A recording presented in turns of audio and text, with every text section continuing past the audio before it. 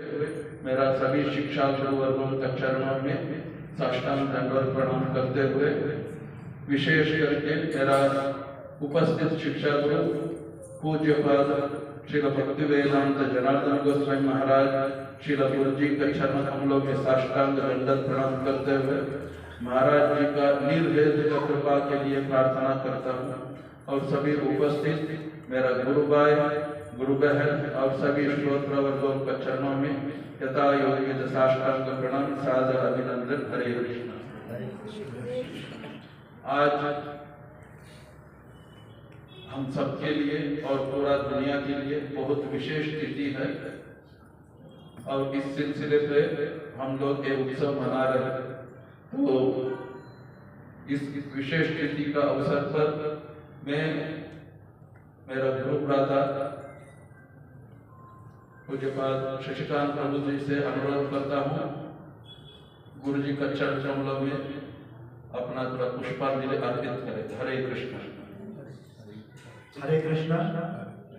नमो विष्णुपादाय राधिकाय प्रियात्मने श्रीमद्भक्ति वेदांत नारायण इति नामिने श्री कृष्ण लीला कथने वरं वरण्यं पुरुषं महत्तं नारायणं तं शिरसा नमामि। विदण्डिनां भक्तशिरोमुच्च श्रीकृष्णपादाब्जद्वितीये चैतन्य लीलामृत सारसारं नारायणं तं सततं प्रपद्ये।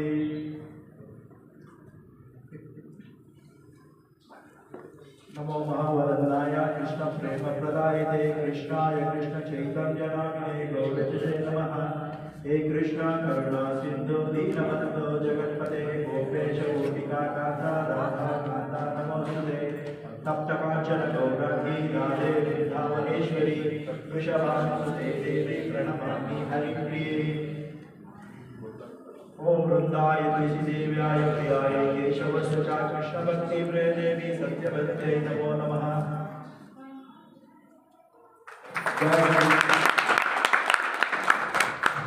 हरे कृष्णा कृष्णा कृष्णा हरे हरे हरे राम राम राम हरे हरे।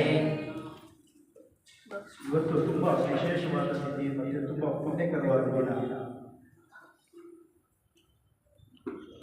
ಇವತ್ತು ಫಸ್ಟ್ ಆಫ್ ಆಲ್ ಮೊದಲನೇದಾಗಿ ನಾನು ಕೋಟಿ ಕೋಟಿ ದಂಡವತ್ ಪ್ರಣಾಮಗಳನ್ನು ನನ್ನ ಗುರುದೇವರಾದಂಥ ಭಕ್ತಿ ವೇದಾಂತ ನಾರಾಯಣ ಮಹಾರಾಜರ ಚರಣಕಮಲಗಳನ್ನು ಅರ್ಪಿಸ್ತೇನೆ. ಹಾಗೂ ಇಲ್ಲಿ ನಡೆದಿರತಕ್ಕಂಥ ಪೂಜ್ಯ ಭಕ್ತಿ ವೇದಾಂತ ಜನಾರ್ದನ ಮಹಾರಾಜ್ ಅವರ ಚರಣಕಮಲಗಳಲ್ಲಿ ಕೂಡ ದಂಡವತ್ ಪ್ರಣಾಮಗಳನ್ನು ಅರ್ಪಿಸ್ತೇನೆ. ಹಾಗೂ ನನ್ನ ಗುರು ಪ್ರಾರ್ಥರಾದ ಉಮಾಶಂಕರ್ ಪ್ರಭುಜಿ ಮತ್ತು ಚಂದ್ರಕಾಂತ್ ಪ್ರಭುಗಳ ಚರಣಕಮಲಗಳನ್ನು ದಂಡವತ್ ಪ್ರಣಾಮಗಳನ್ನು ಹಾಗೂ ನಡೆದಿರತಕ್ಕಂಥ ಎಲ್ಲ ವೈಷ್ಣವರು ವೈಷ್ಣವಿಯರ ಕಮಲಗಳಿಗೂ ಚರಣಕಮಲಗಳಿಗೂ ನಾನು ವಂದನೆಗಳನ್ನು ಸಲ್ಲಿಸ್ತೇನೆ. ನಾನು ಆ್ಯಕ್ಚುಲಿ ನನಗೆ ಯಾವುದೇ ಥರವಾದ ಒಂದು ಅರ್ಹತೆ ಇರೋದಿಲ್ಲ ನಮ್ಮ ಗುರುದೇವರ ಬಗ್ಗೆ ಹೇಳೋದಕ್ಕೆ. ಅವರ ಜೀವನ ಮತ್ತು ಜೀವನ ಶೈಲಿ ಬಗ್ಗೆ ಹೇಳುವಷ್ಟು ಅರ್ಹತೆ ಇದೆ. ಆದರೂ ಒಂದು ಪ್ರಯತ್ನ ಪಡ್ತೇನೆ. ಗುರುದೇವರು ಗಂಗಾತೀರದ ಬಿಹಾರದ ಬಕ್ಸರ್ ಎಂಬ ಜಿಲ್ಲೆಯ ತಿವಾರಿಪುರದಲ್ಲಿ 1921 ಇಸ್ವಿ ಫೆಬ್ರವರಿ 7ನೇ ತಾರೀಕು ಜನನವಾದರು. ಅಂದರೆ ಜನನ ಅಂತ ಹೇಳೋಕ್ಕಾಗಲ್ಲ, ಪ್ರಕಟವಾದರು ಅಂತ ಹೇಳ್ಬೋದು. ಯಾಕೆಂದರೆ ಅವರು ನಮ್ಮಾಗೆ ಆರ್ಡಿನರಿ ಪರ್ಸನ್ ಅಲ್ಲ, ಸಹಜ ನಮ್ಮ ಥರ ಮನುಷ್ಯರಾದ ಅವರು ರಾಜ ರಾಣಿಯ ಆಪ್ತ ಸೇವಕರು. ಇವರು ಒಂದು ವೈಷ್ಣವ ಕುಟುಂಬದಲ್ಲಿ ಶ್ರೀ ವೈಷ್ಣವ ಕುಟುಂಬದಲ್ಲಿ ಜನನವಾಗಿದ್ದಾರೆ. ಇವರು ಮೊದಲಿಂದಲೂ ಚಿಕ್ಕದಿಂದಲೂ ಭಕ್ತಿ ಬಗ್ಗೆ ಅಪಾರವಾದ ಒಂದು ಶ್ರದ್ಧೆ ಇದೆ. ಅವರ ತಂದೆ ಜೊತೆಯಲ್ಲಿ ಕೂಡ ಅವರು ಎಲ್ಲೇ ಭಕ್ತಿ ಕಾರ್ಯಕ್ರಮಗಳಾದಾಗ ಸತ್ಸಂಗಗಳಾಗಲಿ ಎಲ್ಲ ಕಡೆಯೂ ಭಾಗವಹಿಸ್ತಾ ಇರ್ತಾರೆ. ಈ ಅದೇ ಊರಲ್ಲಿ ಅವರು ವಿದ್ಯಾಭ್ಯಾಸದಲ್ಲಿ ಮತ್ತು ಎಲ್ಲ ಕ್ರೀಡೆಗಳಲ್ಲೂ ತುಂಬ ಎಲ್ಲದರಲ್ಲೂ ಬದಲಾಗಿದ್ದಾರೆ. ಅಂದರೆ ಎಲ್ಲದರಲ್ಲೂ ಎಕ್ಸ್ಪರ್ಟ್ ಆಗಿದ್ದಾರೆ.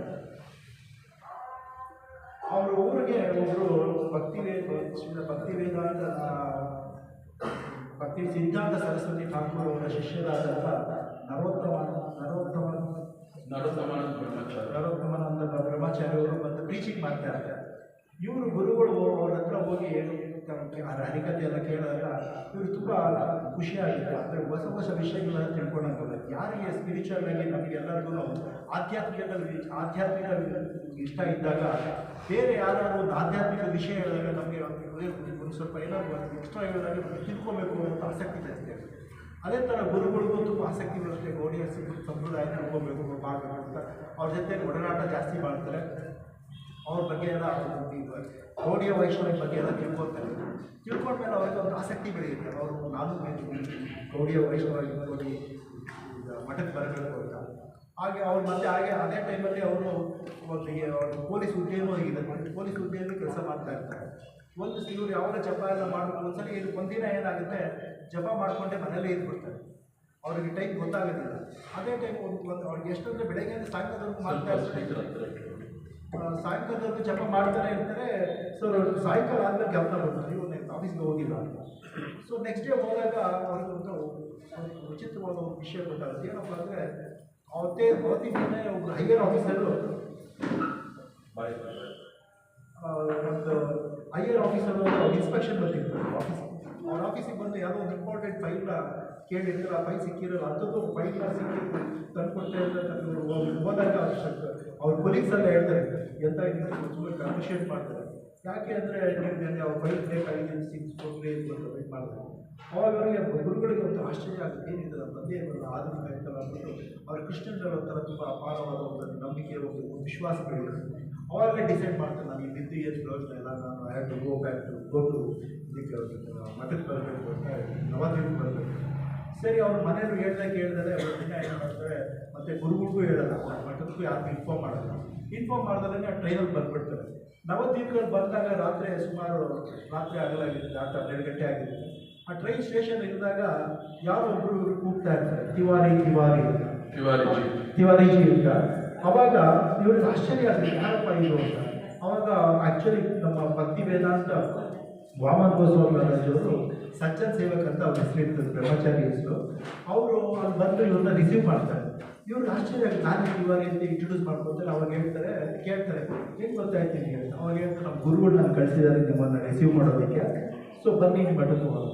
ಅವಾಗ ಗುರುಗಳಿಗೆ ನಮ್ಮ ಭಕ್ತರಿಂದ ನಾರಾಯಣ ಸ್ವಾಮಿ ಮಹಾರಾಜ್ಗೆ ಒಂಥರ ಆ ಥರ ಆಶ್ಚರ್ಯ, ಮತ್ತು ಅವ್ರಿಗೆ ಒಂಥರ ಇದಾಗುತ್ತೆ. ಯಾಕೆಂದರೆ ನಾವೇನು ಹೇಳಿದ್ದೇನಿಲ್ಲ, ಆದರೆ ಅವ್ರ ಗುರುಗಳ ಬಗ್ಗೆ ತುಂಬ ನಂಬಿಕೆ ಬರುತ್ತೆ. ಯಾಕೆಂದರೆ ಅವ್ರಿಗೆ ಒಂಥರ ಭಗವಂತರ ಅವ್ರು ಎಲ್ಲ ಕಡೆಯೂ ಇರ್ತಾರೆ, ಎಲ್ಲ ವಿಷಯನೂ ಗೊತ್ತಾಗುತ್ತೆ ಅವ್ರಿಗೆ ಅನ್ನೋದನ್ನು ಕನ್ಫರ್ಮ್ ಆಗುತ್ತೆ. ಅವಾಗ ಅವ್ರಿಗೆ ಗುರು ಮೇಲೆ ನಿಷ್ಠೆ ಜಾಸ್ತಿ ಆಗುತ್ತೆ. ವಿತೌಟ್ ಅವ್ರನ್ನ ಮೀಟ್ ಮಾಡೋದು ಮುಂಚೆನೇ ಅವ್ರಿಗೆ ಒಂದು ನಿಷ್ಠೆ ಇರುತ್ತೆ ಈ ಇನ್ಸಿಡೆನ್ಸ್ ಇಂದ. ಸೊ ಇವ್ರು ಹೋದಾಗ ನವದ್ವೀಪಲ್ಲಿ ಆ್ಯಕ್ಚುಲಿ ಇದು ನಡೀತಾ ಇರುತ್ತೆ, ಪರಿಕ್ರಮ ನಡೀತಾ ಇರುತ್ತೆ. ಸೊ ಗುರುಗಳು ಹೋಗಿ ನೆಕ್ಸ್ಟ್ ಡೇ ಅಂತಲೇ ಅವ್ರಿಗೆ ಯಾರು ಹೇಳೋಲ್ಲ, ನೀವು ಕೆಲಸ ಮಾಡಿ ಅಂತ ಏನು ಮಾಡಿ, ಇವರೇ ಸೇವೆ ತೊಗಿಸ್ಕೊಳ್ತಾರೆ. ಯಾವ ಥರ ಅಂತ ಎಲ್ಲ ಥರ ಸೇವೆನೂ ಮಾಡ್ತಾರೆ. ಆ್ಯಕ್ಚುಲಿ ನಾವು ಯೋಚನೆ ಮಾಡಬೇಕಾದ ಏನೋ ವಿಷಯ ಅಂದರೆ, ಪೊಲೀಸ್ ಆಫೀಸರ್ ಅಂದಮೇಲೆ ಅವ್ರು ಕಮಾಂಡ್ ಮಾಡೋ ಅಭ್ಯಾಸ, ಎಲ್ಲರಲ್ಲೂ ಕಮಾಂಡ್ ಮಾಡಿ ನಮಗೆ ಬೇಕಾದಲ್ಲಿ ಮಾಡಿಸ್ಕೊಂತ ಒಂಥರ ನೇಚರ್ ಅಂಥದ್ದು. ಇವರು ಇಲ್ಲಿ ಸ್ವಾಭಾವಿಕವಾಗಿ ಇವ್ರು ಯಾರಿಗೂ ಕೇಳ್ದಲೇ ಇವರೇ ಹೋಗಿ ಸೇವೆ ಮಾಡಬೇಕು ಅಂದರೆ ಆರ್ಡಿನರಿ ಥಿಂಗ್ಸ್ ಅಲ್ಲ. ಯಾಕೆಂದರೆ ನಮ್ಮಂಥರ ಯಾರು ಮಾಡೋಲ್ಲ. ಯಾಕೆಂದ್ರೆ ಒಂಥರ ಅದು ದರ್ಪ ಇರುತ್ತೆ, ಪೊಲೀಸ್ ಅಂದ ತಕ್ಷಣ ಒಂಥರ ಇದಿರುತ್ತೆ. ಆದರೂ ಇವರು ಅದನ್ನೆಲ್ಲ ಇದ್ದಲೇ ಅವರು ಸೇವಾ ಮನೋಭಾವದಿಂದ ಸೇವೆ ಮಾಡ್ತಾರೆ. ಈ ಸೇವಾ ಮನೋಭಾವನೆಲ್ಲ ನೋಡಿ ಗುರುಗಳಿಗೆ ಆಶ್ಚರ್ಯ ಆಗುತ್ತೆ ಮತ್ತು ಖುಷಿನೂ ಆಗುತ್ತೆ. ಭಕ್ತಿ ಪ್ರಜ್ಞಾಕೇಶ ಗೋಸ್ವಾಮಿ ಅವಾಗ ಅವ್ರು ಏನು ಮಾಡ್ತಾರೆ, ಈ ಪರಿಕ್ರಮ ಎಲ್ಲ ಮುಗಿದ ಮೇಲೆ ನವದ್ವೀಪ ಇದಿರ್ತಾರೆ,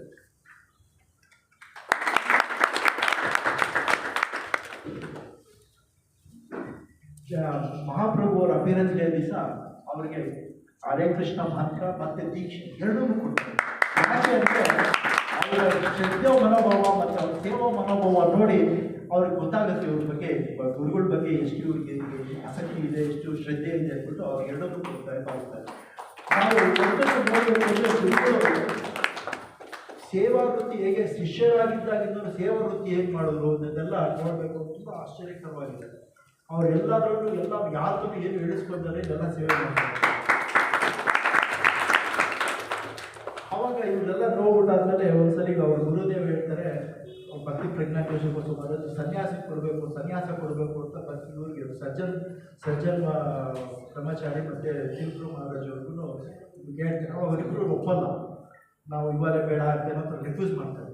ಆವಾಗ ಭಕ್ತಿ ನಮ್ಮ ಗುರುದೇವರು ಕರೆದು ಭಕ್ತಿ ನಾರಾಯಣ ಬಸವ ಕರೆದು ಕೇಳಿದಾಗ ಅವ್ರು ಹೇಳ್ತಾರೆ, ನಾನು ಎಲ್ಲದಕ್ಕೂ ರೆಡಿ ಇದ್ದೀನಿ, ನಾನು ಎಲ್ಲವನ್ನು ತ್ಯಜಿಸಿ ನನ್ನ ಸಂಬಂಧಗಳಾಗಲಿ ನನ್ನ ಎಲ್ಲ ರಿಲೇಷನ್ಶಿಪ್ಗೆ ಇದು ಮಾಡಿ ನಿಮ್ಮನ್ನು ಬಂದು ಸಂಪೂರ್ಣವಾಗಿ ಶರಣಾಗಿದ್ದೀನಿ. ನನ್ನನ್ನು ನೀವು ಯಾವ ಬಟ್ಟೆ ಕೊಟ್ಟಾದರೂ ಸರಿ, ಬಟ್ಟೆ ಕೊಡದೇ ಇದ್ರೂ ಸರಿ, ನೀವು ಯಾವ ವಸ್ತು ಕೊಟ್ಟರೂ ಸರಿ, ನೀವೇನು ಮಾಡಿದ್ರು ನಾನು ಅದಕ್ಕೆ ಅಕ್ಸೆಪ್ಟ್ ಮಾಡ್ತೀನಿ. ಅಂದರೆ ಇದು ಏನು ತೋರಿಸುತ್ತೆ ಅಂದರೆ ಶರಣಾಗತಿ. ಇವು ಆ್ಯಕ್ಚುಲಿ ನಾವೆಲ್ಲ ಹೇಳ್ತೀವಿ ನಾವು ದೀಕ್ಷೆ ತೊಗೊಂಡಿದ್ದೀವಿ ಅಂತ. ಆ್ಯಕ್ಚುಲಿ ನಾವೆಲ್ಲ ದೀಕ್ಷೆ ತೊಗೊಂಡಿಲ್ಲ, ನಾನಂತೂ ಎಸ್ಪೆಷಲಿ ಹೇಳ್ಬೇಕು ನನಗೆ ಹೇಳೋದು ದೀಕ್ಷೆ ಅಂದರೆ ನಾವು ಕಂಪ್ಲೀಟ್ ಸರೆಂಡರ್ನೆಸ್ ಆಗಿದೆ. अरे भाई वो गुरु जी का है, सनातन आज गुरु जी का व्यास भोजन प्रसाद ले लो। एक बार लड़की शादी नहीं हो रहा है, शादी में भी इतना शर्म नहीं हुआ। सॉरी ಅವಾಗ ಗುರುಗಳು ಅದನ್ನು ಹೇಳಿದ ನೋಡಿ, ಅದು ಆ್ಯಕ್ಚುಲಿ ಸರೆಂಡರ್ ಅಂದರೆ ನಾವು ಶರಣಾಗತಿ ಅನ್ನೋದು ನಾವು ಸಿಂಪಲ್ ವರ್ಡ್ ಅಂತ ಕಾಣುತ್ತೆ, ಅದು ತುಂಬ ಕಷ್ಟ. ಅದು ಆ ಶರಣಾಗತಿ ಆಗ್ಬಿಟ್ರೆ ಭಗವಂತ ಆಟೋಮೆಟಿಕಾಗಿ ನಮಗೆ ಪ್ರತ್ಯಕ್ಷ ಆಗ್ಬಿಡ್ತಾರೆ, ಗುರುಗಳು ನಮ್ಗೆ ಸಂಪೂರ್ಣ ಅನುಗ್ರಹ ಆಗುತ್ತೆ. ಸೊ ಇದನ್ನು ನಾವು ನೋಡ್ಬೋದು, ನಾವು ಗುರುಗಳಲ್ಲಿ ಇದನ್ನು ನೋಡ್ಬೋದು. ಒಬ್ಬ ಶಿಷ್ಯರಾಗಿ ಹೇಗೆ ಶರಣಾಗತಿ ಆಗಬೇಕು ಅನ್ನೋದು ಇದನ್ನು ತೋರಿಸುತ್ತೆ. ಸೊ ಅದು ಅವ್ರು ಒಪ್ಕೊಂಡ್ಮೇಲೆ ಆಮೇಲೆ ಇವರಿಬ್ಬರು ಒಪ್ಕೊಂಡ್ರೆ ಸಜ್ಜನ ಸೇವಾ ಗುರುಗಳು ಮತ್ತು ಭಕ್ತಿ ಮೂರು ಜನಕ್ಕೂ ಇದಾಗುತ್ತೆ. ಅವಾಗ ಒಂದು 3 ಜನರು ಡಿಸೈಡ್ ಮಾಡಿ ಅಂತ ಹೇಳಿರ್ತಾರೆ. ಡಿಸೈಡ್ ಮಾಡಿಬಿಟ್ಟು ನೀವು ಯಾರು ಒಬ್ಬರು ಆಚಾರ್ಯ ಆಗಬೇಕು. ಅವಾಗ ಸರಿ ಇವರೇನು ಹೇಳ್ತಾರೆ, ನಮ್ಮ ಸೀನಿಯರ್ ಮೋಸ್ಟ್ ಅಂದರೆ ಇವರೇನೆ ಭಕ್ತಿ ವೇದಾಂತ ವಾಮನ ಬಸವ ಮಹಾರಾಜ್. ಅದಕ್ಕೆ 3 ಜನ ಕೂತ್ಕೊಂಡು ಹೇಳ್ತಾರೆ, ಭಕ್ತಿ ವೇದಾಂತ ವಾಮನ ಮಹಾರಾಜರು ನೀವು ಆಚಾರ್ಯರಾಗಿ ನೀವು ದೀಕ್ಷೆ ಕೊಡಿ ಅಂತ ಹೇಳಿದೆ. ಅದನ್ನು ಆ ದೀಕ್ಷೆ ಕೊಟ್ಟು ನಾವಿಬ್ಬರು ಎಲ್ಲ ಥರ ಸಪೋರ್ಟ್ ಮಾಡ್ತೀವಿ ನಿಮಗೆ, ನಾವು ಏನೇನು A to Z ನಾವು ಸಪೋರ್ಟ್ ಮಾಡ್ತೀವಿ. ನೀವು ಥರ ಸೃಷ್ಟಿಕರ್ತನ ಥರ ದೀಕ್ಷೆ ಕೊಡೋದು ಸೃಷ್ಟಿಕರ್ತನ ಥರ ಅದು ಪಾಲನೆ ಮಾಡೋದು ನಮ್ಮ ಗುರುದೇವರು ಭಕ್ತಿ ನಾರಾಯಣ ಸುಮಾರು ಅವರು, ನಾನು ಶಿಕ್ಷಣ ಕೊಡ್ತೀನಿ ಅಂತ. ಮತ್ತು ಇವರು ನಮ್ಮ ತ್ರಿವಿಕ್ರಮ ಮಹಾರಾಜವರು, ನಾನು ಅವ್ರಿಗೆ ಅನಂತಗಳೆಲ್ಲ ತೆಗೆಯೋದು ಈ ಥರ 3 ಥರ ಇವರು ತ್ರಿಮೂರ್ತಿ ಥರ ಕೆಲಸ ಮಾಡ್ಕೊಂಡು ಹೋಗ್ಕೊಳ್ತಾರೆ. ಸೊ ಅದೇ ಥರನೇ ಗುರುದೇವರು ಇವರು ಭಕ್ತಿ ವೇದಾಂತ ವಾಮನ ಬಸವ ಮಹಾರಾಜರು ಎಲ್ಲರಿಗೂ ದೀಕ್ಷೆ ಕೊಡ್ತಾ ಇರ್ತಾರೆ. ಸೊ ಇವ್ರನ್ನ ಮಹಾರಾಜರು ನಮ್ಮ ಗುರುದೇವರು ಅವರಿಗೆಲ್ಲ ಶಿಕ್ಷಣ ಕೊಡ್ತಾ ಇರ್ತಾರೆ. ಆವಾಗ ಭಕ್ತಿ ಪ್ರಜ್ಞಾಕೇಶ ಬಸವ ಮಹಾರಾಜರು ಮಥುರಲ್ಲಿ ಒಂದು ಮಠವನ್ನು ಸ್ಥಾಪಿಸ್ತಾರೆ, ಭಕ್ತಿ ಕೇಶವಜಿ ಗೋಡಿಯ ಮಠ. ಅಲ್ಲಿ ಆ್ಯಕ್ಚುಲಿ ಗುರುದೇವರು ಹಿಂದಿ ಮಾತಾಡೋದ್ರಿಂದ ಅವ್ರಿಗೆ ಆ ಮಠದ ಇನ್ಚಾರ್ಜ್ ಕೊಡ್ತಾರೆ, ಇಲ್ಲಿ ನೀನು ಪ್ರಚಾರ ಮಾಡು ಮತ್ತು ಇಲ್ಲಿ ಕಾರ್ಯಭಾರ ಮಾಡಿ ಇದೆಲ್ಲ ಇದು ಇಂಪ್ರೂವ್ ಮಾಡಿ ಟೀಚಿಂಗ್ ಮಾಡುವಂಥ. ಆದರೆ ಅವಾಗ ಏನಾಗುತ್ತೆ ಅಂದರೆ ಎಲ್ಲರಿಗೊಂದು ಫೀಲಿಂಗ್ ಇರುತ್ತೆ ಯುಪಿಲಿ ಏನಂತ ಅಂದರೆ, ಉತ್ತರ ಪ್ರದೇಶದಲ್ಲಿ ಈ ಬೆಂಗಾಲಿಂದ ಬಂದಿರೋ ಜನ ಒಂಥರ ಸೆಟ್ ಆಗಲ್ಲ, ಅಂದರೆ ಅವರೆಲ್ಲ ಪಾಠ ಮಂತ್ರ ಆ ಥರ ಜಾದು ಮಾಡೋದು ಅನ್ನೋ ಒಂದು ಒಳ್ಳೆ ಭಾವನೆ ಇರೋದಿಲ್ಲ. ಆದ್ರೂ ಗುರುದೇವರು ಪ್ರತಿ ಮನೆಗಳಿಗೂ ಹೋಗಿ ಪ್ರೀಚಿಂಗ್ ಮಾಡಿ ಕೃಷ್ಣನ ಕಥೆಗಳೆಲ್ಲ ಹೇಳಿ ಡೆವಲಪ್ ಮಾಡ್ತಾರೆ. ಅಲ್ಲಿ ಕಾಂಗ್ರಿಗೇಷನ್ ಡೆವಲಪ್ ಮಾಡಿ ಅಲ್ಲಿ ಭಕ್ತನೆಲ್ಲ ಡೆವಲಪ್. ಸೊ ಹೀಗೆ ಇರಬೇಕು. ಇನ್ನೊಂದು ಏನಂದರೆ ಗುರುಗಳದ್ದು ಕೆಲವು ವಿಷಯಗಳನ್ನ ನಾವು ತುಂಬ ಅರ್ಥ ಮಾಡ್ಕೊಳ್ಳೋದು ಇಷ್ಟು ಥರ ಹೇಳೋದನ್ನ ನಿಜವಾದ ವೈಷ್ಣವಕ್ಕೆ ಎಲ್ಲ ಕ್ವಾಲಿಟೀಸು ಇರುತ್ತೆ. ಒಂದ್ಸಲಿ ಗುರುದೇವರು ಒಬ್ಬರು ಶಿಷ್ಯನೇ ಬಂದು ಹೇಳ್ತಾರೆ, ಒಬ್ಬ ನಮ್ಮ ಸಂಗಡಿಗರ ಅದೇ ಇದರಿರ್ತಾರಲ್ಲ ಡಿವೋಟೀಸಲ್ಲಿ, ಅವನು ಸರಿ ಇಲ್ಲ, ಅವನ ಆಚಾರ ವಿಚಾರಗಳು ಸರಿ ಇಲ್ಲ, ಅವನು ಸ್ತ್ರೀ ಸಂಘ ಎಲ್ಲ ಮಾಡ್ತಾನೆ, ಅವನನ್ನು ಇದ್ರ ಮಠದಲ್ಲಿ ಇಟ್ಕೊಬೋದು, ಆಚೆ ಕಳಿಸ್ಬೋದು. ಅವಾಗ ಗುರುದೇವರು ಏನು ಮಾತಾಡೋದು ಸುಮ್ಮನೆ ಇರ್ತಾರೆ. ಆದರೂ ಇವರೆಲ್ಲ ಫೋರ್ಸ್ ಮಾಡಿ ಹೇಳ್ತಾರೆ, ಎಲ್ಲ ಅವ್ನು ಕಳಿಸ್ಬೇಕು, ಅವನು ಸರಿ ಇಲ್ಲ ಹಾಗೆ. ಅವ್ರು ಗುರುದೇವ್ ಹೇಳ್ತಾರೆ, ನೋಡಿ ನಾವು ಆ್ಯಕ್ಚುಲಿ ಆ ಥರ ಇವರು ಚೈತನ್ಯ ಮಹಾಪ್ರಭುವನ್ನು ಚೋಟ ಹರಿದಾಸ್ ಅಂತ ಹೇಳ್ತಾರೆ, ಅವ್ರನ್ನು ದೂರ ಮಾಡಿರ್ತಾರೆ. ಆವಾಗ ಅದನ್ನು ಹೇಳ್ತಾರೆ ಹಂಗೆ ಮಾಡಿದಾಗ ಅಂತ. ಆವಾಗ ಗುರುದೇವ್ ಹೇಳ್ತಾರೆ, ಹೌದು ಅವ್ರು ಹೇಳಿದ ಕರೆಕ್ಟು, ಚೈತನ್ಯ ಮಹಾಪ್ರಭು ಮಾಡಿದ ಕರೆಕ್ಟು. ಆದರೆ ಅವರ ಭಕ್ತರೆಲ್ಲ ಏನು ಮಾಡಿದ್ರು, ಅವರ ಅನುಯಾಯಿಗಳೆಲ್ಲ ಚೈತನ್ಯ ಮಹಾಪ್ರಭುಗಳಿಗೆ ಬೇಡ್ಕೊಂಡ್ರು, ಅವ್ರನ್ನ ಎಕ್ಸ್ಕ್ಯೂಸ್ ಮಾಡಿ ಅವ್ರಿಗೆ ಇದನ್ನು ಕೊಡಿ, ಅವ್ರಿಗೆ ಆಪರ್ಚುನಿಟಿ ಕೊಡಿ ಅಂತ. ಅದೇ ಥರ ಇವಾಗ ನಾನು ಅವ್ರನ್ನ ಕಳಿಸ್ಬಿಟ್ರೆ ನಾವೊಂದು ಆಪರ್ಚುನಿಟಿ ಕೊಡ್ಬೇಕು. ಯಾಕೆಂದ್ರೆ ಜೀವ ಕೃಷ್ಣನ್ ಬರಬೇಕು ಅಂದರೆ ತುಂಬ ಕಷ್ಟ. ಅಂಥದ್ರಲ್ಲಿ ಏನೋ ಒಂದು ಸದ್ಗತಿ, ಒಂದು ಸುಕೃತಿ ಅಂದರೆ ಏನೋ ಒಂದು ಒಳ್ಳೆ ಫಾರ್ಚೂನಿಂದ ನಾವು ಬಂದು ಸೇರ್ಕೊಂಡಿದ್ದು. ಫಾರ್ ಎಕ್ಸಾಂಪಲ್ ಇದೆಲ್ಲ ಸೇರಿರೋದ್ರಿಂದ ಅಂದರೆ ಇದು ನಮ್ಮ ನಿಜವಾದ ಒಂದು ಪೂರ್ವಜನ್ಮದ ಪುಣ್ಯ ಮತ್ತು ಒಂದು ಸುಕೃತಿ. ಯಾವುದೋ ಒಂದು ವೈಷ್ಣವರ ಕೃಪೆ. ಈಗ ಇವ್ರು ಮಾಡಿಲ್ಲ ಅಂದ್ರೆ ಮಠ ಇವತ್ತು ಉಮಾಶಂಕರ್ ಪ್ರಭು ನಾವೆಲ್ಲ ಏನು ಬಂದು ಕೇಳೋಕ್ಕಾಗ್ತಾ ಇರಲಿಲ್ಲ. ಇವತ್ತು ಆಪರ್ಚುನಿಟಿ ಇರ್ತಾ ಇಲ್ಲ. ಇವತ್ತು ಆಪರ್ಚುನಿಟಿ ಕ್ರಿಯೇಟ್ ಮಾಡ್ಕೊಟ್ಟಿದ್ದಾರೆ. ನಾವೆಲ್ಲ ಒಂದು ಕೃಷ್ಣ ಕಾನ್ಷಿಯಸ್ಸಲ್ಲಿ ಮುಂದೆ ಹೋಗ್ಬೇಕು, ನಾವೆಲ್ಲ ಮಾಡಬೇಕು ಅಂತ. ಸೊ ಅವಾಗ ಆ ಥರ ಹೇಳ್ತಾರೆ ಗುರುಗಳು. ಅವಾಗ ಅವ್ರಿಗೆ ಹೇಳಿದಾಗ ಅವ್ರಿಗೆ ಸಮಾಧಾನ ಆಗಲ್ಲ ಶಿಷ್ಯಂದ್ರಿಗೆ. ಅವಾಗ ಹೇಳ್ತಾರೆ ಗುರುದೇವರಿಗೆ ಹೇಳ್ತಾರೆ, ನೋಡಿ ನಾವು ತಪ್ಪು ಮಾಡಿದಾಗ ಅಂದರೆ ಇಂಡಿವಿಜುವಲ್ ನಾನು ತಪ್ಪು ಮಾಡಿದಾಗ ನಾನಿವತ್ತು ತಪ್ಪು ಮಾಡಿದಾಗ ನಾವು ಆ ಥರ ಯೋಚನೆ ಮಾಡ್ತಾರೆ. ಕೃಷ್ಣ ನಮ್ಮನ್ನು ಆಕ್ಸೆಪ್ಟ್ ಮಾಡಿದಾಗ, ಅದೇ ಬೇರೆಯವ್ರು ತಪ್ಪು ಮಾಡಿದಾಗ ಅವ್ರಿಗೊಂದು ಎಕ್ಸ್ಕ್ಯೂಸ್ ಕೊಡ್ತೀವಿ. ಅದು ವೈಷ್ಣವರು ತೋರಿಸ್ಕೊಟ್ಟಿರೋದಂಥ ಒಂದು ಕೃಪಾಗುಣ. ಅಂದರೆ ಯಾಕೆ ಈ ಗುಣ ಹೇಳ್ತಾರೆ ಅಂದರೆ ಕೃಷ್ಣನಿಗಿಂತ ಆ್ಯಕ್ಚುಲಿ ಕೃಷ್ಣನ ಭಕ್ತರು ತುಂಬ ದಯಾಳು, ಕರುಣಾಮಯಿ. ಇವಾಗ ಮಹಾಪ್ರಭುಗಳು ಎಷ್ಟು ಕರುಣಾಮಯಿ, ಅದೇ ಥರ ನಮ್ಮ ಗುರುಗಳು ಕರುಣಾಮಯಿ. ಯಾರು ಯೋಗ್ಯತೆ ವಿಚಾರ ಏನೂ ಮಾಡಿಲ್ಲ. ಯಾರು ಬೇಕಾದ್ರೂ ಎಲ್ಲರಿಗೂ ಕೊಟ್ಟರು ಕೃಷ್ಣ ಪ್ರೇಮ. ಆದರೆ ಅವ್ರು ಕೊಡೋಕ್ಕೆ ಬಂದಿದ್ದು ಅತ್ಯುನ್ನತವಾದದ್ದು. ಅಂದರೆ ಏನು ಮಹಾಪ್ರಭು ಕೊಡೋಕ್ಕೆ ಬಂದಿದ್ದಾರೆ ಅದನ್ನೇ ಕೊಟ್ಟರು. ಆ್ಯಕ್ಚುಲಿ ಹೇಳ್ಬೇಕು ಅಂದ್ರೆ ಎಷ್ಟೋ ಜನ ನಮ್ಮ ಗುರುದೇವ್ರ ಬಗ್ಗೆ ಬೇರೆ ಕಂಪ್ಲೇಂಟ್ಸ್ ಮಾಡಿದ್ದಾರೆ. ಅಂದರೆ ನಾರಾಯಣ ಮಹಾರಾಜ್ ಅವರು ಮಾಧುರ್ಯದ ರಸದ ಬಗ್ಗೆ ಎಲ್ಲ ಹೇಳ್ತಾರೆ ಓಪನ್ ಆಗಿ, ಅದೆಲ್ಲ ಡಿಸ್ಕ್ಲೋಸ್ ಮಾಡಬಾರ್ದು ಹಾಗೆ ಹೀಗೆ ಅಂತ. ಆದರೂ ಅದನ್ನು ಬೇರೆ ನಮ್ಮ ಭಕ್ತಿ ಪೂರಿ ಮಹಾರಾಜ್, ಭಕ್ತಿವೇದಾಂತ ಪೂರಿ ಮಹಾರಾಜ್, ಭಕ್ತಿ ಪ್ರಮೋದ್ ಪೂರಿ ಮಹಾರಾಜ್ ಅವರು ಕೂಡ ಅದನ್ನು ಸಮಜಾಯಿಸ್ಕೊಟ್ಟಿದ್ದಾರೆ. ಅಂದರೆ ಅವ್ರು ಹೇಳ್ತಾ ಮಾಡ್ತಾ ಇರ್ಬೇಕು. ಯಾಕೆಂದರೆ ಎಲ್ಲ ಆಚಾರ್ಯರು ವಿಶೇಷತೆ ಇರುತ್ತೆ, ಎಲ್ಲರಿಗೂ ಒಂದೊಂದು ಸ್ಪೆಷಾಲಿಟಿ ಇರುತ್ತೆ. ಒಬ್ಬೊಬ್ಬರು ಒಂದೊಂದು ಕೆಲಸಗಳು ಮಾಡ್ತಾ ಇರ್ತಾರೆ. ಇವಾಗ ಭಕ್ತಿ ಸಿದ್ಧಾಂತ ಸರಸ್ವತಿ ಆಗ್ತದೆ, ಮಾಯವಾದಿ ಫಿಲಾಸಫಿನ ಖಂಡನೆ ಮಾಡೋದು, ಅವರು ಅದರಲ್ಲೇ ಅವ್ರ ಟೈಮ್ ಆಗೋದು. ಹಾಗೆ ಭಕ್ತಿ ವೇದಾಂತ ಸ್ವಾಮಿ ಮಹಾರಾಜರು. ಹಾಗೆ ನಮ್ಮ ಗುರುಗಳದ್ದು ವಿಶೇಷತೆ ಏನು ಅಂದರೆ ಇವರು ಮಾಧುರ್ಯ ರಸ, ರಾಧಾ ತತ್ವದ ಬಗ್ಗೆನೇ ಜಾಸ್ತಿ ಹೇಳ್ತಾರೆ. ಅದನ್ನು ಎಷ್ಟು ಯಾಕೆ ಅಂದರೆ ಅದನ್ನು ಅವರು ಕೊಟ್ಟಿಲ್ಲ ಅಂದರೆ ಮತ್ತೆ ಯಾರು ಕೊಡೋಕ್ಕೆ ಸಾಧ್ಯ ಇಲ್ಲ. ಅದು ಹಾಗೆ ಮುಕ್ತವಾಗಿ ಹೋಗ್ಬಿಡುತ್ತೆ. ಮತ್ತೆ ಅದಕ್ಕೆ ವಿಷಯ ಯಾರು ಗೊತ್ತು. ಇವಾಗ ಹೇಳಿದಾಗ ನಮ್ಗೆ ಇದೆ ಅಂತ ಗೊತ್ತಾಗುತ್ತೆ. ಇವಾಗ ಇಲ್ಲಿ ಮಠ ಇದೆ ಅಂತ ಗೊತ್ತಿರುತ್ತೆ, ಇಲ್ಲ ಬಂತು ಮಠನೇ ಇರೋದು ಗೊತ್ತಿಲ್ಲ, ಅದು ಯಾರು ಗೊತ್ತಾಗುತ್ತೆ. ಸೊ ಹಾಗೆ ಅದನ್ನು ವಿಷಯ ಕೊಟ್ಟಿದ್ದಾರೆ. ಒಂಥರ ಬರಬಾರ ಸ್ವಲ್ಪ ತಪ್ಪು ಮಾತಾಡೋದು ದಯವಿಟ್ಟು ಕ್ಷಮಿಸಿ. ಎಷ್ಟೋ ವಿಷಯಗಳನ್ನ ನಾವು ಗುರುದೇವರಿಂದ ಕಲಿಬೇಕಾದ ಬೇಕಂತ. ಆದರೆ ಅವ್ರಿಗೆ ಇನ್ನೂ ಸ್ಯಾಟಿಸ್ಫೈ ಆಗಿಲ್ಲ ಗುರುದೇವರಿಗೆ. ಯಾಕೆಂದರೆ ಅವ್ರು ನಿಜವಾಗಿ ಕೊಡಬೇಕಾದಂಥ ಒಂದು ವಿಷಯ ಏನಿತ್ತು ಅಂದರೆ ಅದು ರಿಸೀವ್ ಮಾಡೋಕ್ಕೆ ಯಾರು ಇಲ್ಲ. ಅವ್ರು ಅಂಥ ವಿಷಯ ಕೊಡಬೇಕು ಅಂತ ಹೇಳಿ. ಆದರೆ ಆರ್ಡಿನರಿ ಪ್ಯೂರ್ ಭಕ್ತಿ ಅದರಲ್ಲೂ ಎಕ್ಸ್ಟ್ರಾರ್ಡನರಿ ರಾಧಾ ದಾಸ್ಯ ಇದೆಯಲ್ಲ, ರಾಧಾ ದಾಸ್ಯದಲ್ಲಿ ಅದನ್ನು ಮಂಜರಿ ಬಾಬಾ ಕೊಡಬೇಕು ಅನ್ನೋದು, ಅವ್ರು ರಜ ಪ್ರೇಮ ಕೊಡಬೇಕು ಅನ್ನೋದು ಅವರ ಮನೋ ಇಚ್ಛೆ. ಸೊ ಅದಕ್ಕೆ ಅವರು ಯಾವಾಗಲಿಂದ ಅವರು ಯಾವಾಗ ಇದಕ್ಕೆ ಮಠಕ್ಕೆ ಸೇರಿಕೊಂಡು ಅವಾಗಿಂದನೇ ಅವರು ಅದನ್ನು ಡಿಸೈಡ್ ಮಾಡಬೇಕು, ಇದನ್ನೇ ನಾನು ರೀಚ್ ಮಾಡ್ತೀನಿ, ಇದನ್ನೇ ಎಲ್ಲರೂ ಹೇಳ್ಬೇಕು. ಯಾಕೆಂದರೆ ಈ ಟಾಪಿಕ್ಸ್ನಲ್ಲಿ ಎಲ್ಲರೂ ಟಚ್ ಮಾಡೋದು ತುಂಬ ಕಾನ್ಫಿಡೆನ್ಷಿಯಲ್ ಟಾಪಿಕ್ಸ್ ಅಂಥದ್ದನ್ನೇ ಹೇಳಬೇಕು. ಅದಕ್ಕೊಂದು ಎಕ್ಸಾಂಪಲ್ ಕೊಡ್ತಾರೆ. ಅವ್ರು ಕೇಳಿದಾಗ ಸುಖದೇವ್ ಗೋಸ್ವಾಮಿ ಅವರು ಭಾಗವತಮನ್ನು ಕೊಡಬೇಕಾದ್ರೆ ಅಲ್ಲೆಲ್ಲ ಥರ ಡಿವೋಟೀಸ್ ಇದ್ದರು. ಅಲ್ಲಿ ಬರೀ ಭಕ್ತರೇ ಇರಲಿಲ್ಲ, ಮಾಯವಾದೀಸ್ ಇದ್ದರು, ಯೋಗೀಸ್ ಇದ್ದರು, ಹೀಗೆ ತುಂಬ ಡಿಫ್ರೆಂಟ್ ಟೈಪ್ಸ್ ಇದ್ದರು.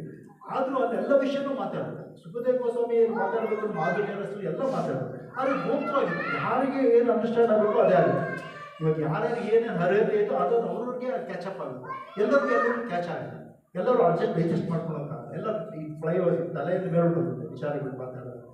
ಅಂಥ ವಿಷಯಗಳನ್ನು ಅವರಂದರೂ ಎಕ್ಸ್ಪ್ಲೋರ್ ಮಾಡಿದಾಗ ಇದೇ ಥರ ಗುರುದೇವ್ ಹೇಳಿ. ಇವಾಗ ಗುರುದೇವ್ ಹೇಳಿದ್ರು ಎಷ್ಟೋ ಜನ ಹೇಳೋದು ನಮಗೆ ಡೈಜೆಸ್ಟ್ ಮಾಡ್ಕೊಳಕ್ಕಾಗಲ್ಲ. ಇವಾಗ ಬುಕ್ ಓದಿರ್ಬೋದು, ಓದಿದ್ರು ನಮ್ಗೆ ಅರ್ಥ ಆಗಲ್ಲ. ಯಾಕೆಂದರೆ ಅದಕ್ಕೊಂದು ಕೃಪೆ ಆಗಬೇಕು. ಆ ಕೃಪೆ ಅಂದರೆ ಎಲ್ಲರೂ ಯಾವ ಥರ ಕೃಪೆ ಅಂದರೆ ಅದು ಕೃಪೆ ಮಾಡುವಾಗ ಗುರುದೇವು ಮತ್ತು ಗುರುದೇವ್ ಮಾಡುವಾಗ ನಮ್ಮ ಅರ್ಹತೆ ಏನು ನೋಡೋದು, ಕ್ವಾಲಿಫೈಡ್ ಏನು ಡಿಸ್ಕ್ವಾಲಿಫೈ, ಅದು ಅಷ್ಟೊಂದು ಒಂದು ಜೀವನ ಉದ್ಧಾರ ಮಾಡಬೇಕು ಅನ್ನೋದು ಒಂದೇ ಏಮ್ ಅವ್ರದ್ದು, ಬೇರೆ ಏನೂ ಇಲ್ಲ ಅವ್ರ ಮನಸ್ಸಲ್ಲಿ. ಸೊ ಅದು ಆ ಥರ ಕೃಪೆ ಒಳ್ಳೆಯವರು ಗುರುದೇವ್. ಅವ್ರ ಬಗ್ಗೆ ಹೇಳೋದಕ್ಕೆ ಅನಂತವಾಗಿ ಇದೆ. ಎಲ್ಲರಿಗೂ ನನ್ನ ಆಪರ್ಚುನಿಟಿ ಸಿಗಬೇಕು. ಸೊ ನಾನು ಇಲ್ಲಿ ವಿರಾಮ ಕೊಡ್ತೀನಿ. ಏನಾದರೂ ತಪ್ಪು ನೋಡಿದ್ರೆ ದಯವಿಟ್ಟು ಕ್ಷಮಿಸಿ.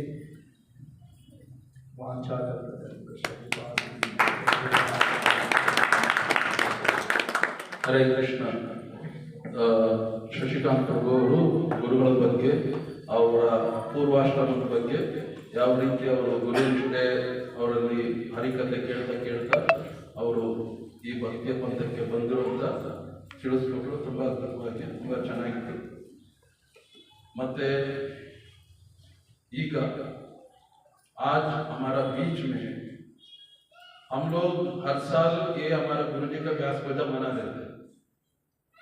हमारा गुरु जी का ये व्यास पूजा इतना महत्व क्यों है, वो हम हमारा बीच में जो आज उपस्थित है, हर साल हम ये व्यास पूजा मनाते हैं, लेकिन इस साल एक विशेष है क्योंकि हमारा गुरु परंपरा में जैसे अभी हमारा शशिकांत प्रभु बता रहे थे 3 महाराज लोग, एक तो श्रील भक्तिवेदांत वामन गोस्वामी महाराज, श्रील भक्तिवेदांत त्रिविक्रम गोस्वामी महाराज, श्रील भक्तिवेदांत नारायण गोस्वामी महाराज जो मेरा गुरु जी है। इन तीनों महाराज ऐसे थे मठ में जैसे एक ही आत्मा 3 शरीर में से, मतलब कोई फर्क नहीं तीनों में। जो विचार एक महाराज बोलेगा वो तीनों महाराज में कोई वेद विरोध कुछ नहीं था, एक बोलने से हो गया, तीनों लोग मानते थे। ऐसे पीछे हम लोग ना सुना, आगे हम लोग सुनेंगे या नहीं हमें मालूम नहीं, लेकिन अभी तो वर्तमान में ऐसा तीनों महाराज थे। बहुत सब पूरा जितना सारा गौड़ीय मठ है, अलग अलग गौड़ीय मठ है, सब लोग बोलते थे ये तीनों महाराज वेदांत गौड़ीय समिति का 3 आधार स्तंभ है। और उस समय हमारा देवानंद गौड़ीय मठ का जो क्या बोलते हैं हम झंडा नहीं वो फ्लैग क्या बोलते हैं हिंदी में ध्वज, वो ध्वज बहुत ऊंचा, वो क्या बोलते हैं हवा में लहरते थे। मतलब सब लोग गौड़ीय वेदांत समिति और देवानंद गौड़ीय मठ मतलब जो हमारा गुरु जी का है वो नाम सुनते बोलते इतना बढ़िया वहाँ महाराज लोग है। तो ऐसे तीनों महाराजों को सेवा करके, तीनों महाराजों से बहुत प्रिय होकर अच्छा इन लोगों को कृपा प्राप्त किया हुआ महाराज श्री भक्तिवेदांत जनार्दन गोस्वामी महाराज आज हमारे बीच में है। इनका मुकाबले सुनना, पहले जो गुरुजी से दीक्षा लिया हुआ इन लोगों से हम थोड़ा, मेरा गुरु भ्राता से थोड़ा कुछ अपना पुष्पांजलि सुनेंगे। बाद में लास्ट में हमारे गुरुजी हमारा महाराज जी सबको गुरुवार को उनका महिमा सुनाएगा।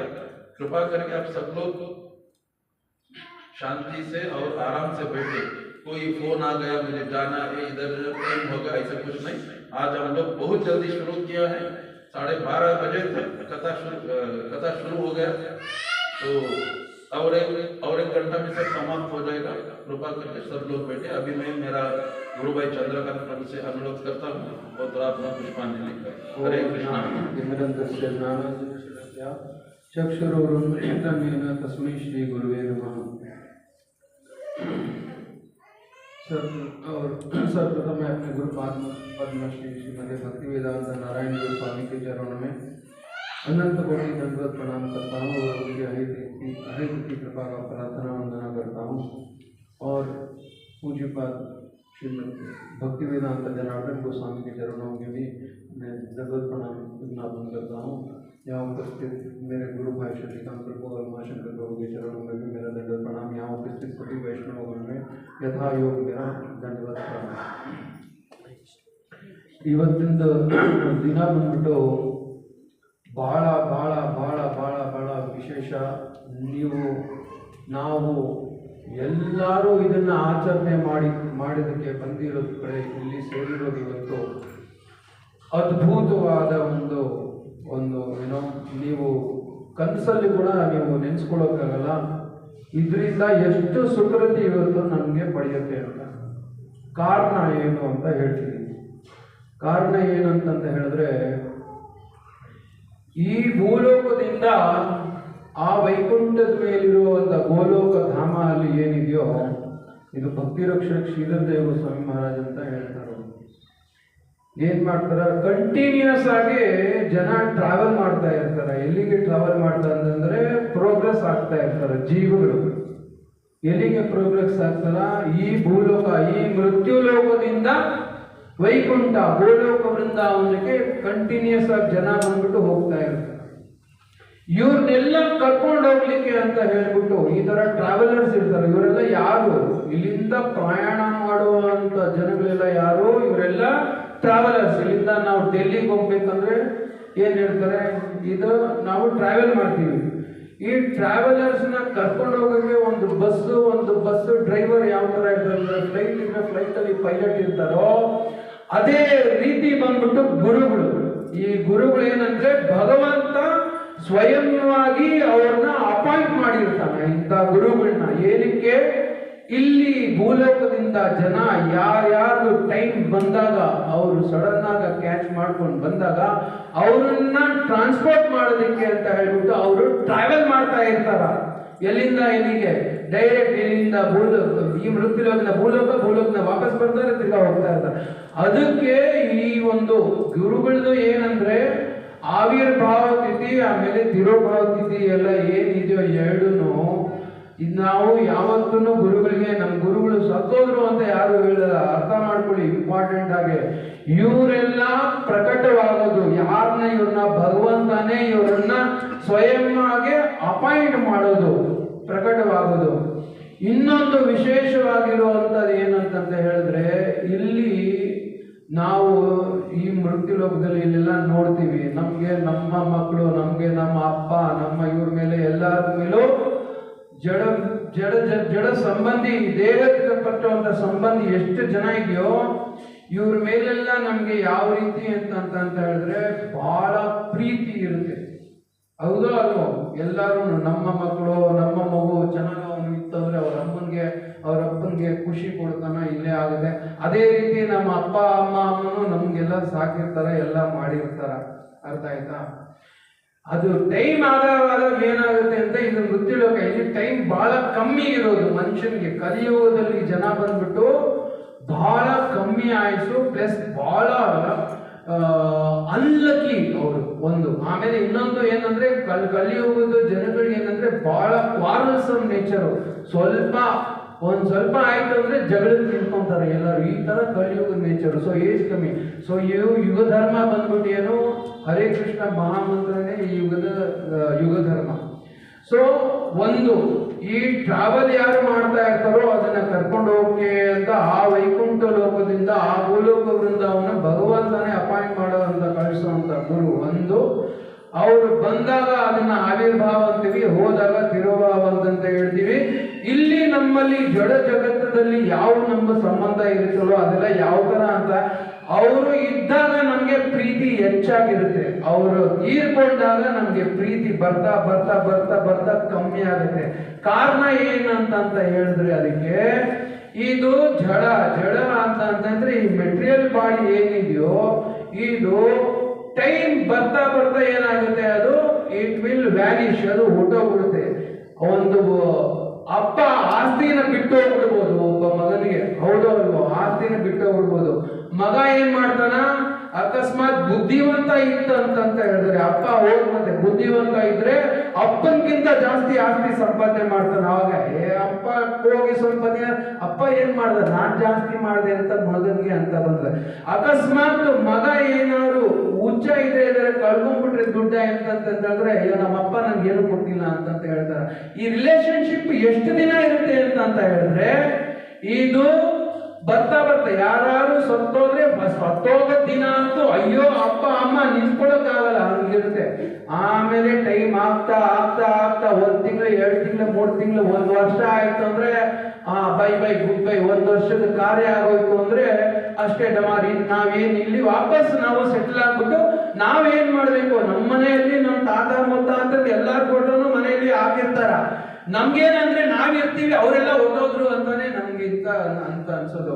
ಬಟ್ ಗುರುಗಳ ಆವಿರ್ಭಾವ ತಿರೋಭಾವ ತಿಥಿ ಅದನ್ನ ನಮ್ಗೆ ಸಾಧಾರಣವಾಗಿ ಅಂಡರ್ಸ್ಟ್ಯಾಂಡ್ ಮಾಡ್ಕೊಳಕ್ ಆಗಲ್ಲ.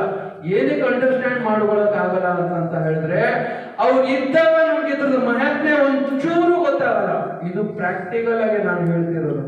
ಅವ್ರು ಇದ್ದಾಗ ಹೆಂಗ್ ಅನ್ಸುತ್ತೆ ಅಂದ್ರೆ, ನಾವು ನಮ್ಮ ಗುರುಗಳು ಬಂದಾಗ ನಾವು ಇಲ್ಲಿ ಬೆಂಗಳೂರಲ್ಲಿ ನಾನು ಶಶಿಕಾಂತ್ ಪ್ರಭು, ಮೋಹಶಂಕರ್ ಪ್ರಭು ಎಲ್ಲಾರು ಗುರು ಅವ್ರಿದ್ರೆ ಅವ್ರ ಮಹಿಮೆ ಗೊತ್ತಾಗಲ್ಲ. ಯಾಕಂದ್ರೆ ಅವಾಗ ನಮ್ಗೆ ಯಾವ ತರ ಅಂತ ಹೇಳಿದ್ರೆ ನಮ್ಗೆ ಅವ್ರು ಏನ್ ಕೊಡ್ಲಿಕ್ಕೆ ಬಂದಿದ್ದಾರೆ ಅಂತ ಗೊತ್ತಾಗಲ್ಲ.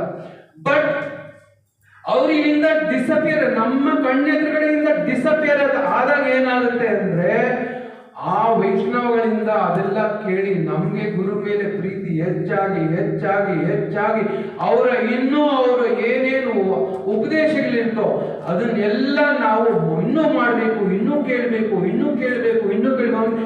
ಈ ಪ್ರೀತಿ, ಈ ಬಂಧನ 100% ಎಲ್ಲರಿಗೂ ಹೆಚ್ಚೇ ಆಗುತ್ತೆ. ಇದಕ್ಕೆಲ್ಲ ಸಾಕ್ಷಿ ನಮ್ಮ ಗುರುಭಾಯಿಗಳು, ಇಲ್ಲಿರೋ ಎಲ್ಲರನ್ನು. ಈ ಪ್ರೀತಿ ನಮ್ಮ ಮನೇಲಿ ನಮ್ಮವ್ರು ಯಾರು ಹೋಗ್ಬಿಟ್ರೆ 1 ವರ್ಷಕ್ಕೆ ಹೋಗುತ್ತೆ. ಹಂಗಲ್ಲ. ನಮ್ಮ ಗುರುಗಳು ಇಲ್ಲಿಂದ ಅಪ್ರಕಟ ಆಗಿದ್ದು ಎಷ್ಟು ವರ್ಷ ಆಯ್ತು? ಇವತ್ತು 16 ವರ್ಷ, ಇವತ್ತು 16 ವರ್ಷ ಆಗಿದೆ. ಅವತ್ತಿನಿರೋ ಪ್ರೀತಿಗಿಂತ ಜಾಸ್ತಿ ಪ್ರೀತಿ ಇರುತ್ತೆ, ಇನ್ನೂ ಜಾಸ್ತಿ ಆಗ್ತಾನೆ ಇರುತ್ತೆ. ಯಾಕಂದ್ರೆ ಅವರು ಕೊಡ್ಲಿಕ್ಕೆ ಬಂದಿರುವಂತ ವಿಷಯ ನಿತ್ಯವಾಗಿರುವಂತ ವಿಷಯ. ಇದು ಅರ್ಥ ಆಯ್ತಾ? ಇದೇನು ಅವರು ನಮ್ಗೆ ಕೊಡ್ಲಿಕ್ಕೆ ಅಂತ ಬಂದಿದ್ದಾರೋ it is a eternal thing. ಇವರೆಲ್ಲ ಟ್ರಾವೆಲರ್ಸ್, ಇವರೆಲ್ಲ ಇದಕ್ಕೆ ಬಂದಿರೋದು. 3 ಜನ ಯಾರು? ಹರಿ, ಗುರು, ವೈಷ್ಣವ. ಅರ್ಥ ಆಯ್ತಾ? ವೈಷ್ಣವರು ಗುರುಗಳು ಹೆಂಗೆ ಪ್ರಸನ್ನವಾಗ್ತಾರೆ ಅಂತ ಹೇಳಿದ್ರೆ, ವೈಷ್ಣವರಿಗೆ ಮೇಲೆ ಎಲ್ಲರ ಮೇಲೂ ಪ್ರೀತಿ ಇದ್ರೆ ಗುರುಗಳು ತುಂಬಾ ಪ್ರೀತಿಯಾಗಿ ಪ್ರಸನ್ನವಾಗ್ತಾರೆ. ಅದೇ ರೀತಿ ಗುರು ಪ್ರಸನ್ನವಾಗಿದ್ರೆ ಕೃಷ್ಣ ಪ್ರಸನ್ನವಾಗ್ತಾರ. ಈ ಭಗವಂತನ ಹತ್ರ ಹೋಗ್ಬೇಕಂದ್ರೆ ಇದು ಡಿಸೆಂಡಿಂಗ್ ನಾಲೆಡ್ಜ್, ಇದು ಮೇಲಿಂದ ಕೆಳಗಡೆಗೆ ಇಳಿಬೇಕು. ನಾವೇ ಪ್ರಯತ್ನ ಮಾಡಿ ಎತ್ಕೊಂಡು ಹೋಗೋಣ. ರಾವಣ ಯೋಚನೆ ಮಾಡಿದ್ನಲ್ಲ, ಸ್ವರ್ಗಕ್ಕೆ ನಾನು ಸ್ವರ್ಣದ ಮಾಡಿಯನ್ನು ಕಟ್ಬಿಟ್ಟು ನಡ್ಕೊಂಡು ಹೋಗ್ಬಿಟ್ಟು ಎಲ್ಲರೂ ಹೋಗ್ಬಿಡೋಣ ಅಂತ. ಇದು ಆ ಥರ ಅಲ್ಲ. ಈ ಭಗವಂತನ ಗುರು ವೈಷ್ಣವರಿಂದ ದೀಕ್ಷೆ ಪಡೆದಾಗೆ, ದೀಕ್ಷಾ ಅಂತ ಹೇಳೋದು ಅದು ಗುರುಗಳು ಏನ್ ಕೊಡಕ್ ಬಂದಿರ್ತಾರೋ ಅದೊಂದು ಪ್ರೋಸೆಸ್ಸು. ದೀಕ್ಷಾ ಆಗಿ ದಿನಾನೇ ದೀಕ್ಷಾ ಆಗ್ಬಿಡಲ್ಲ. ಸಂಬಂಧ ಜ್ಞಾನವನ್ನು ನಿಧಾನಕ್ಕೆ ನಾವು ಬೆಳೆಸ್ಕೊಬೇಕು. ಭಗವಂತನ ಮೇಲೆ ಸಂಬಂಧ ಜ್ಞಾನ ಬೆಳೆಸೋದಕ್ಕೆ ಅಂತ ಗುರು ಬಂದ್ಬಿಟ್ಟು ಗುರು ಮಂತ್ರಗಳು ಕೊಡ್ತಾರ, ಪ್ಲಸ್ ಅವರು ಹರಿನಾಮ ಮಹಾಮಂತ್ರ ಕೊಡ್ತಾರ. ಇದು ಯಾವ ರೀತಿ ಅಂದ್ರೆ, ಒಂದು ಗಂಡ ಹೆಂಡತಿಗೆ ಮದುವೆ ಮಾಡಿಸೋದಕ್ಕೆ ಒಂದು ಪುರೋಹಿತ ಯಾವ ತರ ಇರ್ತಾನೋ ಅದೇ ರೀತಿನೇ ಗುರು ಬಂದ್ಬಿಟ್ಟು ನಮ್ಗೆ ಕೃಷ್ಣನ ಜೊತೆ ಇಂಟ್ರೊಡಕ್ಷನ್ ನಮ್ಗೆ ಮಾಡಿಕೊಡೋದು. ಇದು ನೀನು ಕೃಷ್ಣ ಅಂತ ಆ ಬೀಜ ಫಾರ್ಮ್ ಅಲ್ಲಿ ಏನ್ ಕೊಡ್ತಾರೋ ಗುರು, ಅದನ್ನ ಗುರುಗಳು ಹೇಳಿರೋದು ಪ್ರಕಾರ ನಾಮ ಅಪರಾಧ 10 ತರ ಇದೆ. ನಾಮ ಅಪರಾಧ ಮಾಡದೇನೆ ಗುರು ವೈಷ್ಣವ ಜೊತೆ ನಾವು ಪ್ರೀತಿಯಾಗಿ ಇದ್ಕೊಂಡು ನಾವು ಎಲ್ಲ ಒಂದು ಉತ್ಸಾಹದಿಂದ ಒಂದು ಉತ್ಸವವನ್ನು ಮಾಡೋದಿಕ್ಕೆ ಅಂತ ಮಾಡಿದಾಗ ಏನಾಗುತ್ತೆ, ಗುರು ವೈಷ್ಣವರಿಗೆಲ್ಲ ಅವಾಗ ಪ್ರಸನ್ನ ಆಗ್ತಾರೆ. ಯಾವಾಗ ಗುರು ಪ್ರಸನ್ನವಾಗ್ತಾರೋ ಅವಾಗ್ಲೇನೆ ಭಗವಂತ ಪ್ರಸನ್ನವಾಗೋದು. ಅಂದ್ರೆ ನಮ್ಗೆ ಡೈರೆಕ್ಟ್ ಆಗಿ ಕೃಷ್ಣನ ಹತ್ರ ಹೋಗ್ಬಿಡ್ತೀನಿ, ಭಗವಂತನ ಹತ್ರ ಹೋಗ್ಬಿಡ್ತೀನಿ ಅಂತ ನಮ್ಗೆ ಹೋಗ್ಲಿಕ್ಕೆ ಚಾನ್ಸೇ ಇಲ್ಲ, ನಮ್ಗೆ ಹೋಗಕ್ಕೆ ಆಗಲ್ಲ. ಅದಕ್ಕೇನೆ ಈ ಗುರು ವೈಷ್ಣವರೆಲ್ಲ ಬರ್ತಾರ. ಈ ರೀತಿ ಗುರುಗಳೆಲ್ಲ ಬಂದು ನಮ್ಗೆ ಇದರ ಬಗ್ಗೆ ಎಲ್ಲ ತಿಳಿಸ್ಕೊಡ್ತಾರೆ. ಏನು ಈ ಹರಿನಾಮ ಏನು, ಹರೇ ಕೃಷ್ಣ ಮಹಾಮಂತ್ರ ಏನು, ಯಾವ ರೀತಿ ಇದನ್ನ ಜಪವನ್ನು ಮಾಡಬೇಕು, ಈ ಜಪ ಮಂತ್ರ ಏನು ನಾವು ಮಾಡ್ತಾ ಇದೀವೋ ಇವಾಗ ಇದೆಲ್ಲ ಮಾಡೋದು.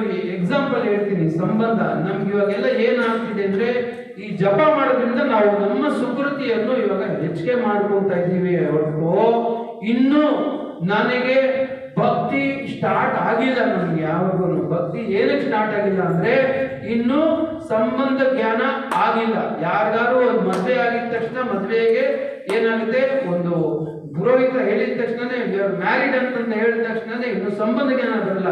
ಆ ಸಂಸಾರ ಮಾಡ್ತಾ ಮಾಡ್ತಾ ಮಾಡ್ತಾ ಮಾಡ್ತಾ ಮಾಡ್ತಾ ಮಾಡ್ತಾ ಬರುದು.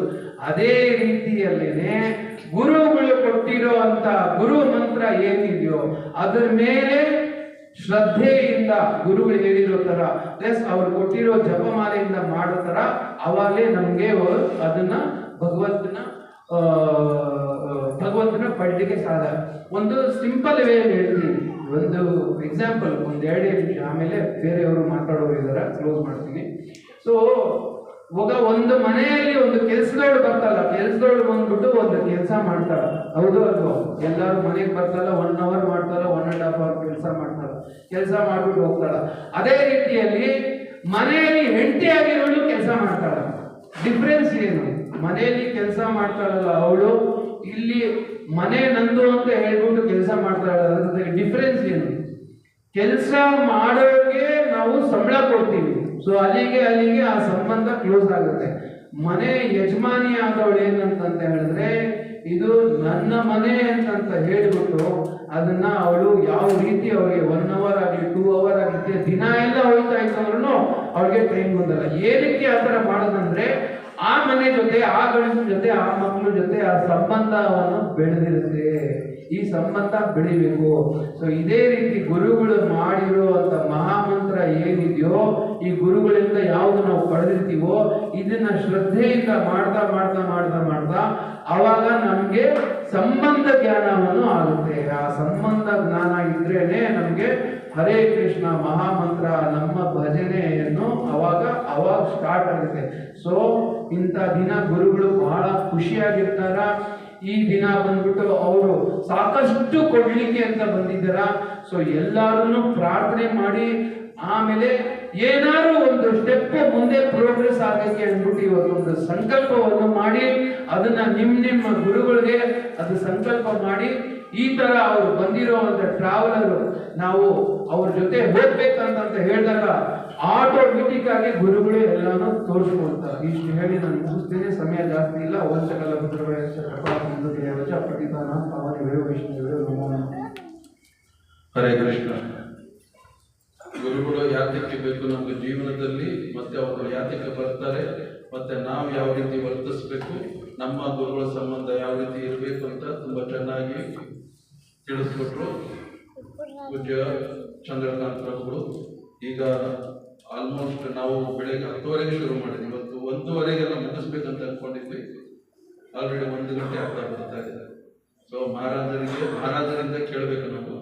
ಸೊ ಅದಕ್ಕೆ ಮುಂಚೆ ಒಂದು 2 ವಿಚಾರಗಳನ್ನ ಗುರುಗಳ ಬಗ್ಗೆ ತಿಳಿಸ್ಬಿಟ್ಟು ನಂತರ ಮಹಾರಾಜರಿಗೆ ಕೊಡ್ತೀವಿ.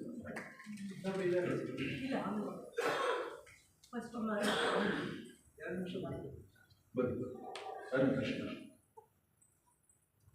2 ನಿಮಿಷ.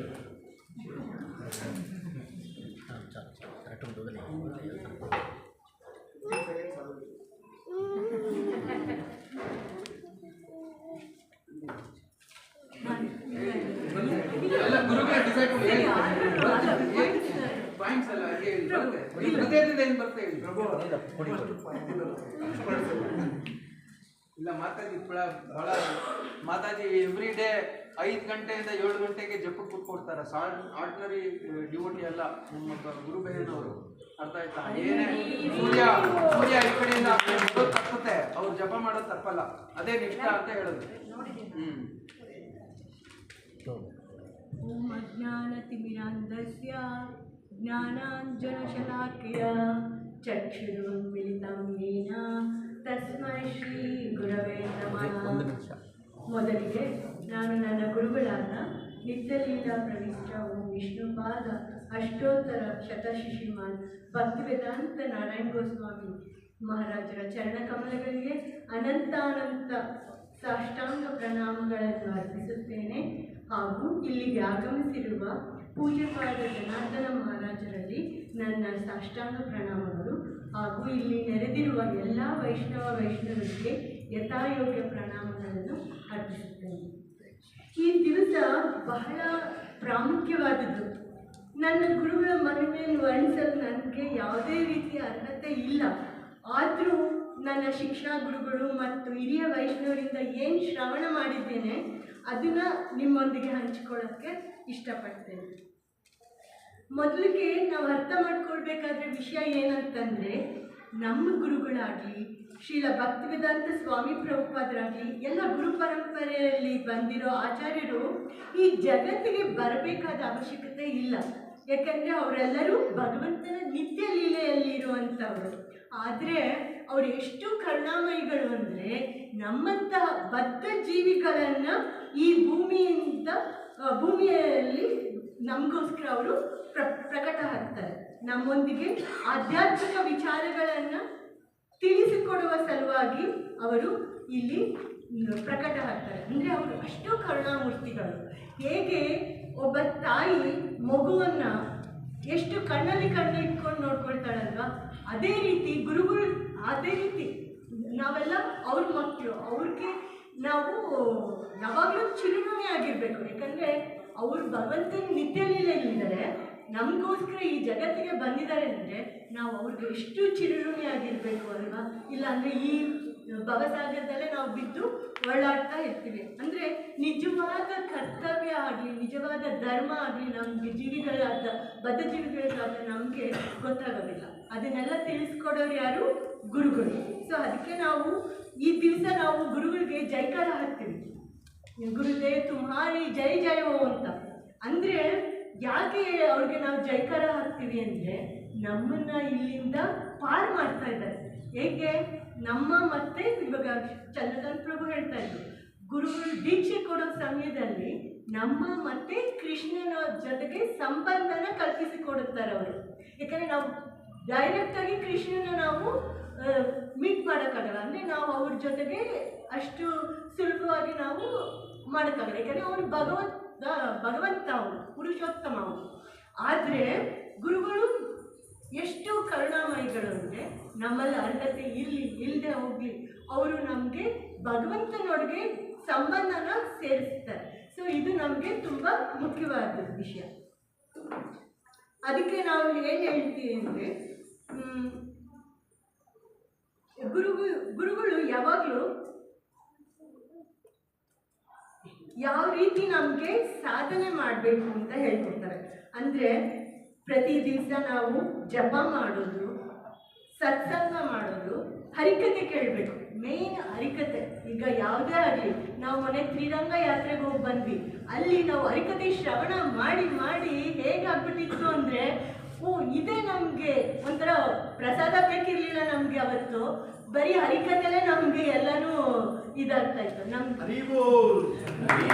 ಉಮಾಶಂಕರ್ ಪ್ರಭುಗಳಿಗೆ ಜಯವಾಗಿ, ಯಾಕಂದರೆ ಅವರು ಆ ರೀತಿ ನಮಗೆ ಹರಿಕತೆನ ನಮಗೆ ಕೊಟ್ಟಿದ್ದಾರೆ. ಸೊ ನಮ್ಮ ಗುರುಗಳ ಬಗ್ಗೆ ಹೇಳಬೇಕಂದ್ರೆ ಅವರು ಹುಟ್ಟಿದ್ದು ಗಂಗಾ ತೀರದಲ್ಲಿರುವ ಬಿಹಾರದ ಒಂದು ಪುಟ್ಟ ಹಳ್ಳಿ ತಿವಾರಿಪುರ ಅಂತ. ಅಲ್ಲಿ ಇದ್ದರು. ಅವರು ಮೌನಿ ಅಮಾವಾಸ್ಯೆ ದಿನ ಫೆಬ್ರವರಿ 16, 1921 ಜನಿಸ್ತಾರೆ.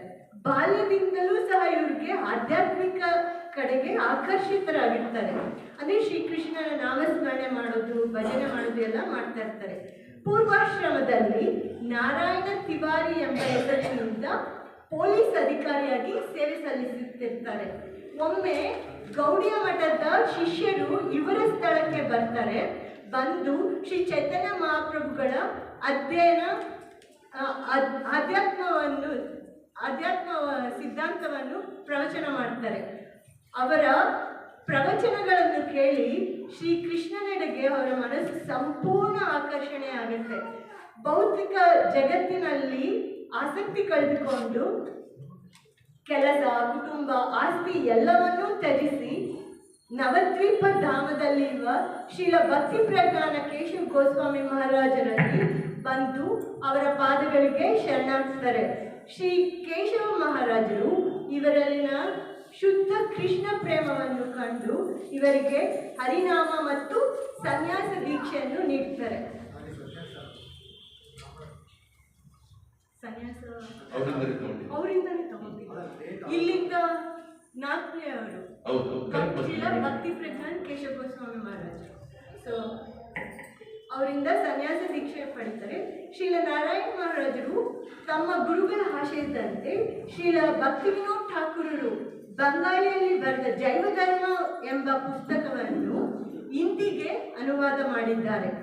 ಈ ಪುಸ್ತಕದಲ್ಲಿ ಏನಿರುತ್ತೆ ಅಂದರೆ ಎಲ್ಲ ವೇದೋಪನಿಷತ್ತು, ಶ್ರೀಮದ್ ಭಾಗವತ ಪುರಾಣ, ಮಹಾಭಾರತ, ರಾಮಾಯಣ ಎಲ್ಲ ಗ್ರಂಥಗಳನ್ನು ಒಳಗೊಂಡಿದೆ. ಯಾವುದಕ್ಕೂ ಜೈವ ಧರ್ಮ ಅಂತ ಒಂದು ಮುಖ್ಯವಾದ ಗ್ರಂಥವನ್ನ ಬಂಗಾಳಿ ಭಾಷೆಯಲ್ಲಿ ಇರುತ್ತೆ. ಅದು ಎಲ್ಲರಿಗೂ ಅರ್ಥ ಮಾಡ್ಕೊಳ್ಳೋಕ್ಕೆ ಕಷ್ಟ ಆಗುತ್ತೆ. ಅದನ್ನು ನಮ್ಮ ಗುರುಗಳವರು ಹಿಂದಿಗೆ ಅನುವಾದ ಮಾಡಿದ್ದಾರೆ. ಇದರಿಂದ ಎಲ್ಲರೂ ಅರ್ಥ ಮಾಡ್ಕೊಳ್ಳೋಕ್ಕೆ ಸುಲಭ ಆಗುತ್ತೆ. ಅಂದರೆ ಸಾರನೇ ಕೊಟ್ಬಿಟ್ಟಿದ್ದಾರೆ. ಯಾವ್ದಾದ್ರು ವೇದೋಪನಿಷತ್ತು, ಮಹಾಭಾರತ, ರಾಮಾಯಣ ಎಲ್ಲರದ್ದು ಸಾರನು ಈ ಒಂದು ಗ್ರಂಥದಲ್ಲಿ ಇದೆ. ಈಗ ಅದು ಕನ್ನಡ ಬುಕ್ನಲ್ಲೂ ಇದೆ, ಎಲ್ಲರೂ ತಾವು ಓದ್ಬೋದು. ಸೊ ಈ ದಿವಸ ನಾನು ಹೇಳಕ್ಕೆ ಮಾಡ್ತೀನಿ ಅಂದರೆ, ಇಷ್ಟೆಲ್ಲ ಕೊಟ್ಟಿರೋ ಗುರುದೇವರಿಗೆ ನಾವು ಏನಾದರೂ ಅವ್ರು ಹಾಕಿಕೊಟ್ಟಂಥ ಮಾರ್ಗವನ್ನು ನಾವು ಅನುಸರಿಸಿ ನಾವು ಮಾಡೋದೇ ನಮ್ಮ ನಿಜವಾದ ಶಿಷ್ಯರ ಧರ್ಮ ಅಂತ ಹೇಳಿ ಈ ಒಂದು ಸಣ್ಣ ಪುಷ್ಪಾಂಜಲಿಯನ್ನು ಗುರುಗಳ ಚರಣಕಮಲಗಳಲ್ಲಿ ಅರ್ಪಿಸುತ್ತಾ ನಾನು ಈ 2 ಮಾತುಗಳನ್ನು ಮುಗಿಸುತ್ತೇನೆ. ವಾಂಛಾಕಲ್ಪತರುಭ್ಯಶ್ಚ ಕೃಪಾ ಸಿದ್ಧುಭ್ಯೋ ಪತಿತಾನಾಂ ಪಾವನೇಭ್ಯೋ. ಹರೇ ಕೃಷ್ಣ. ವಂದನೆ.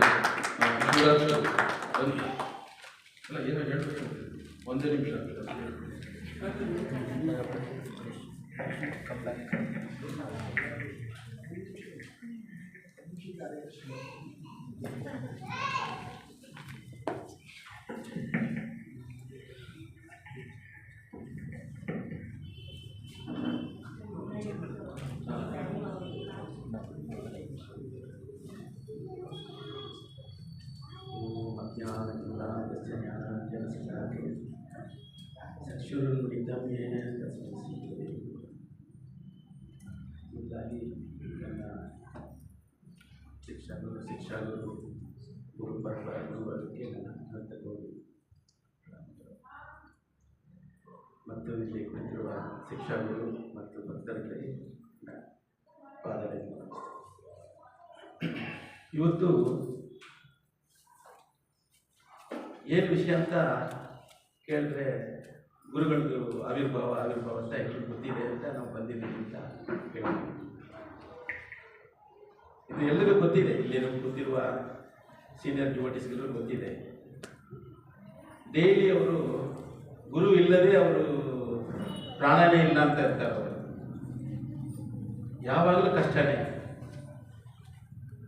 ಈ ಮಠ ಹೆಂಗೆ ನಡೆಸೋದು, ಈ ಪ್ರೋಗ್ರಾಮ್ಸ್ ಡೈಲಿ ಪ್ರೋಗ್ರಾಮ್ಸು ಬೆಳಗ್ಗೆ ಮಂಗಳಾರತಿಯಿಂದ ಸಾಯಂಕಾಲ ಸಾಯನಾರತಿವರೆಗೂ ಹೆಂಗೆ ಮಾಡೋದು, ಎಲ್ರಿಗೂ ಹೆಂಗೆ ಕಂಟ್ರೋಲ್ ಮಾಡೋದು, ನೀರು ಪ್ರಾಬ್ಲಮ್ನಿಂದ, ಕ್ಲೀನಿಂಗ್ ಪ್ರಾಬ್ಲಮ್ನಿಂದ, ಮತ್ತು ಸಾಯಂಕಾಲ ಯಾರು ಇಲ್ಲಿ ಸ್ಟೇ ಆಗ್ತಾರೆ ಅವ್ರ ಪ್ರಾಬ್ಲಮ್ವರೆಗೆ ಎಲ್ಲ ಕಂಟ್ರೋಲ್ ಮಾಡಬೇಕಂತ ಇಲ್ಲಿರುವ ನಮ್ಮ ಶಿಕ್ಷಕರು ಶ್ರೀ ಅಮಾರಕ ಪ್ರಭು ಹರೇ ಕೃಷ್ಣ ಇವತ್ತು ಗುರುಗಳದ್ದು ವ್ಯಾಸ ಗುರುಗಳ ಬಗ್ಗೆ ಈಗ ಇವಾಗ ಇರ್ತದೆ ಗುರುಗಳಿಗೂ ಸಮಾಧಾನ ಆಗುತ್ತೆ. ಹೆಂಗಿದ್ರೆ ನಾರಾಯಣ ಗೋಸ್ವಾಮಿ ಮಹಾರಾಜ್, ಶ್ರೀಲ ನಾರಾಯಣ ಗೋಸ್ವಾಮಿ ಮಹಾರಾಜ್ ಯಾರಂತ ಕೇಳಿದ್ರೆ ಎಷ್ಟು ಜನ ನೋಡಿದೀವಿ ನಾವು, ನಮ್ಮ ಕಣ್ಣಿಂದ ನೋಡಿರಲ್ಲ, ಕೇಳಿರ್ತೀವಿ. ಈಗ ನಾನು ನೋಡಿಲ್ಲ, ಬಟ್ ನಾನು ಸಾಕ್ಷಾತ್ ಶ್ರೀಲ ನಾರಾಯಣ ಗೋಸ್ವಾಮಿ ಮಹಾರಾಜ್ ಯಾವಾಗ ನೋಡಿದ್ರು ಅಂದರೆ ಅವರು ಬರೆದಿರುವ ಜೈವಧರ್ಮ, ಮಾತಾಜಿ ಹೇಳಿದ್ರೆ ಈಗ ಜೈವಧರ್ಮ ಅಂತ, ಅದನ್ನು ನಮಗೆ ಕಂಪಲ್ ಮಾಡಿ ನನ್ನ ಶಿಕ್ಷಕರು ಶ್ರೀಮಾನ್ ರಾಮಾನುಜ ಪ್ರಭು ನನಗೆ ಕರೆದು ಇವತ್ತು ಸ್ಟಾರ್ಟ್ ಮಾಡಿ ಅದನ್ನು ಓದೋಣ ಅಂತ ಹೇಳಿ ನಾವು ಅದನ್ನು ಕಂಪ್ಲೀಟ್ ಮಾಡಿದ್ವಿ. ಆವಾಗ ಗೊತ್ತಾಯಿತು ಶ್ರೀ ನಾರಾಯಣ ಗೋಸ್ವಾಮಿ ಮಹಾರಾಜ್ ಯಾರು. ಅದಕ್ಕೆ ಮುಂಚೆ ಶಿಕ್ಷಕರುಗಳು ಎಷ್ಟೋ ಜನ ಉಮಾಶಂಕರ್ ಕೂಡ ಹೇಳಿದರು, ಈ ಥರ ಗುರುಗಳಿಗೆ ಹೇಳಿದ್ರು ಹಂಗಿರ್ಬೇಕು ಇವೆಲ್ಲ ನಡೆಸ್ಕೊಂಡು ಹೋಗ್ಬೇಕಂತ. ಎಷ್ಟು ಜನ ಅವ್ರಿಗೆ ಕೋಪರೇಟ್ ಮಾಡಿದ್ರು, ಕೋಪರೇಟ್ ಮಾಡಿಲ್ಲ, ಇವೆಲ್ಲ ಇದ್ದೇ ಇರ್ತದೆ. ಬಟ್ ನಮ್ಮ ಮನದ ಪರಿವರ್ತನೆ ಆಗಬೇಕಂದ್ರೆ ಆ ಜೈವಧರ್ಮ ಓದಬೇಕು. ಆವಾಗ ಗೊತ್ತಾಗುತ್ತದೆ ಶ್ರೀಲ ನಾರಾಯಣ ಗೋಸ್ವಾಮಿ ಮಹಾರಾಜ್ ಯಾರಂತ. ಆ ಪುಸ್ತಕದಿಂದ, ಆ ಗ್ರಂಥದಿಂದ, ಆ ಮೂಲ ನಾನು ಶ್ರೀಲ ನಾರಾಯಣ ಗೋಸ್ವಾಮಿ ಮಹಾರಾಜನ ನೋಡಿದ್ದೀನಿ.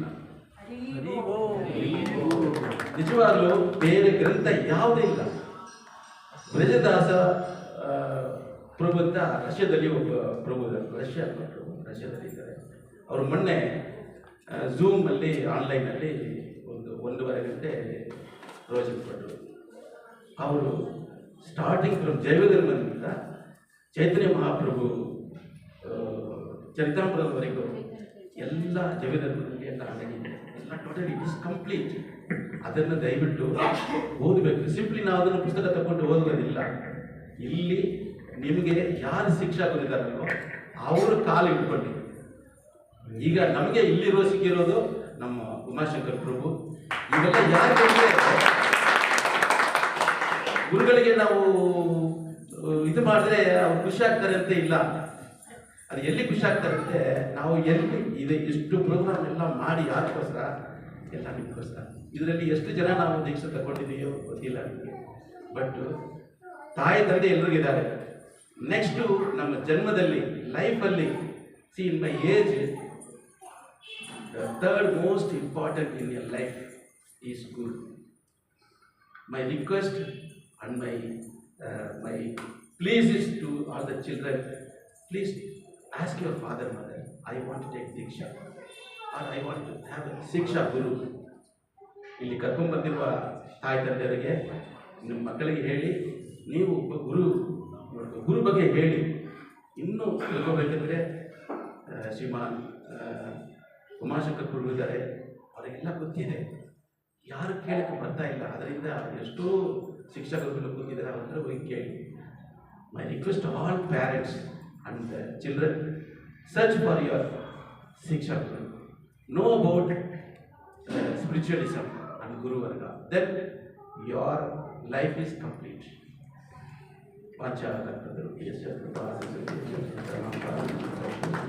हरे कृष्ण। मैं सभी मेरा गुरु भ्राता और पूज्यपाद जनार्दन महाराज जी से भी अनुरोध करता हूँ। 2 दिन पहले महाराज जी भी मुझे ये बता रहे थे, जैसे हमारा श्रील भक्तिवेदांत त्रिविक्रम गोस्वामी महाराज जी का व्यास पूजा हुआ 3 दिन पहले। उस समय भी महाराज बोल रहे थे उमाशंकर यहाँ पे ये सब व्यवस्था किया है, हम सब लोगों को ये सुविधा मिला करके।